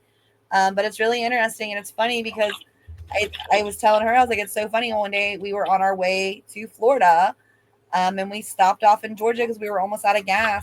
And it was a very similar situation that happened. Like we lost our way, couldn't find our way back to the highway, but couldn't understand because we never turned anywhere. And then eventually end up back on the highway, but going the wrong way. Like it was just so crazy. And I had never heard the stories, and she had come across it. And I'm like, that's crazy. I've had that same experience that these people are talking about. There's even like, they go into like where a guy's dad actually worked there back in, what was the 80s? Yeah, the 80s. The early 80s. And the guy stopped talking to his dad because they thought that he had relapsed, because he was talking about these time travelers that kept coming into the gas station. And then later on, when this guy has heard experiences from these other people, he kind of felt bad because maybe he lost. Dad was right. Right. His dad may have been seeing time travelers. It's a very crazy, out of this world stories that's on it, but you'll have to check it out. Yeah, I've got it up now, and it's there's a lot of stuff on it. Oh, yeah. And a lot of YouTubes, a lot of TikToks. Yeah. And yeah, I mean, there's a lot of I know out west. I think there's a couple of those kind of things too. Like when you get closer to like Area 51 or Roswell, especially. And that's one of the cool things about Dayton too is that a lot of people don't realize. And I'm going to do an episode on this eventually. If they really did find aliens in Roswell, they were brought here. They were brought to Dayton. Yeah. You're never going to get around to see them or anything, or where they brought them because that's on the middle of a military base. But it's just crazy that they were brought. I never knew until listening to another podcast that they brought them here. Is that right, Pat? Is that the yes. right? Yeah. Right, yeah, Pat? they brought them the right path. Mm-hmm. Over in Riverside. Yeah. Well, Riverside, Fairborn, it's almost like That's another thing with Ohio. We are one of the big alien sightings as well. Like there is a lot of UFO alien sightings, some weird, strange stuff in the skies. You want to hear a fun story about aliens? Yeah, of course I do. Why not? So, all right, here we go. Listen, everyone is going to think I'm crazy. You're not crazy. All right, so I want to be friends. You say that now. With both of y'all. By the way, we just met this year in the haunt season. Like it was really weird. Okay. Like we just kind of clicked. Yeah. And so, but people think we've known each other forever. Pretty much ever. Yeah. So I came from Florida. So I was born in Ohio, but we moved when I was 8. So I came to and I hadn't seen my family in like 9 years because Ohio is not my sorry. Mm-hmm. You live in Florida. Who wants to visit Ohio? Let's be honest. I get asked the same thing all the time when I say I'm from Virginia Beach. They're like, why the hell did you move to Ohio? Have you ever been to Virginia Beach? Right? And so I was like, you know what? It's time to go see my family. So I went, okay, blah, blah. And so on the plane, okay, so the plane was supposed to take off late. There were some complications. It's like, whatever. So from, Cincinnati, Kentucky Airport, whatever you want to call it, to Orlando, it takes normally 2 hours and 35 minutes, depending. So I'm like, great. All right. I already downloaded my Netflix movie. I'm in the back of the plane because I got the ticket last minute. You know how you get those cheap tickets. So we're all sitting there and about not long, actually, I want to say about 10 minutes in. Oh, so we left, by the way, we took off about 7:10. I want you to remember that time, 7:10. Do you remember how long I said it took to get to Orlando? Okay. So I'm sitting there and all of a sudden the plane goes like that. And I'm like, great. It's one of those. And I'm like, are the things coming down? And all of a sudden this side of the plane starts screaming, aliens, aliens. And all of a sudden the flight attendants come back and start shutting down the windows. And I'm like, what is their problem? Also, the lady that was talking to me, sat next to me, spoke Spanish and didn't want to speak to me at the beginning of the flight because I'm a talker, but that's okay. So by the end of the thing, she was talking to me in English. Anyway, so I was like, and this lady starts having a panic attack. And I'm like, is she going to be okay? So the lady behind me is a nurse and she was trying to help. And the one flight attendant guy, he said something very derogative that I will never, ever repeat to her. And it was a bad word. And so she's like, oh my God. And all we could hear was aliens, aliens, aliens. I'm like, what the heck are they talking about? So anyway, when we landed, it was 8:00 at night. And then these, I don't know what you call those people came on the not boat, what do you call it? The airplane. I don't know, marshals or whatever. They came on and they escorted the lady off. And then we got out and I asked the one lady, the nurse lady, I said, what exactly happened? She's like, honey, there were aliens. She's like, did you not feel when the plane went like that? I was like, well, all I know is the best Mother's Day gift I ever got. It was it took us less than an hour to get home. I will say thank you. So yeah, I was like, I didn't see them personally, but everyone on that side of the plane did, and they wouldn't let them open the windows. Which is that if it's one person, that's one thing, but if it's half a plane, it was the whole back half. There's something to that. Yeah, I was like, interesting. And at the time, I didn't know Ohio was like that. And the lady goes, yeah. She's like, didn't you know that Ohio is really known for aliens? I'm like, no. I was like, I've never seen any. Not really. I said, I always hear people, but I've never seen them. She's like, we've seen them our whole lives out in the fields. I'm like, well, duly noted. Never go to a field. I mean, with the Air Force being so prevalent here and so strong here, it doesn't shock me, honestly. And like I said, from Roswell bringing the aliens here, or any of the other ships and stuff like that. I think the ships went to Area 51, if I remember right. Yeah. But if they were dead aliens, they were brought here to right pat. And so it doesn't shock me, that a lot of aliens are seen here in Ohio. Plus, there's a lot of farmland. That's what it is. The farmland, and yeah, there's a lot of just lonely, dark roads, and quite a lot of drunk people. So I was gonna say some people. We've discussed the people of Ohio. Okay, I know, and you know what? It's not any better. Like we're sitting there talking to them, going, "Remember, they're Brown County." Yeah, let's think. I was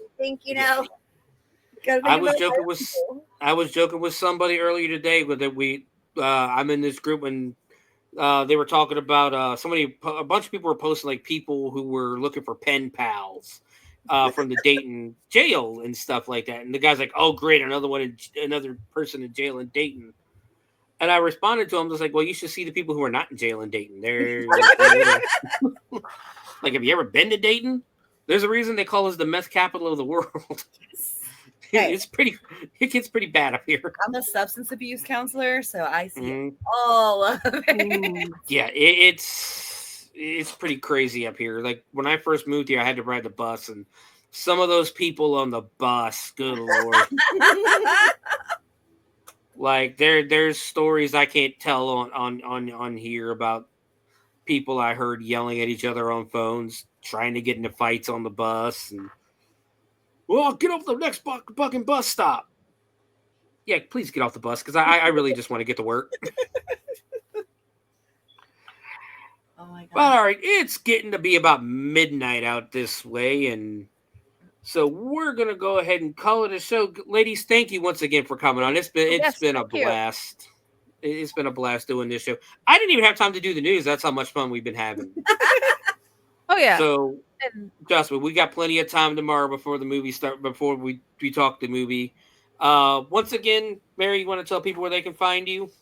So yeah, again, Cincinnati Fear Fest. Just go to CincinnatiFearFest.com, YouTube, Twitter, X, whatever it's called, Instagram, and then Undead Explorers. The link's been shown in the comments to get to our YouTube. We don't have a Facebook page for Undead Explorers right now, just because I'm super busy with everything else. But feel free, Mary Mel on Facebook. If we do house investigations, pretty much. We don't charge for our services either. We're just out there to help people. Yeah, we do cleansings, all that stuff. So if you have paranormal stuff that you want us to investigate, hit me up on Facebook. I'm more than happy to look into it and see if we can't set something up. And us at Cincinnati Fear Fest. Season starts September 20th, so that's when our opening day will be. And I'm bad with names. Nicole, right? Got it. You want to tell people where they can find you if you would like? It's up to you. You don't have to if you don't want. Yeah, I'll be at Terrytown or Cincinnati Fear Fest. Not sure there you go. Where, but I'll be there. Come see the gypsy. That's all we gotta say. It'll be it. Actually, my costume is pretty wicked this year. We are building an amazing let's put it this way, it's gonna be eye-opening. Yes. Yeah. Very nice. Jen, where can they find you? Me, I'm Owlite, Fake Horror, Friday with the Library in the Blue Box, and basically all over the internet looking at those, trying to promote those things. And of course, we have Bloody Binge tomorrow. Hopefully we will have why can I not remember the show, and I do it every freaking Monday? Uncle Necro's Tomb of the Terrible. Oh yeah, and then tomorrow night we are going to have Corpse Garden Chronicles. We are going to do the Scary Stories edition again with some live stories. Do you have anybody coming on with you, or just whoever shows up?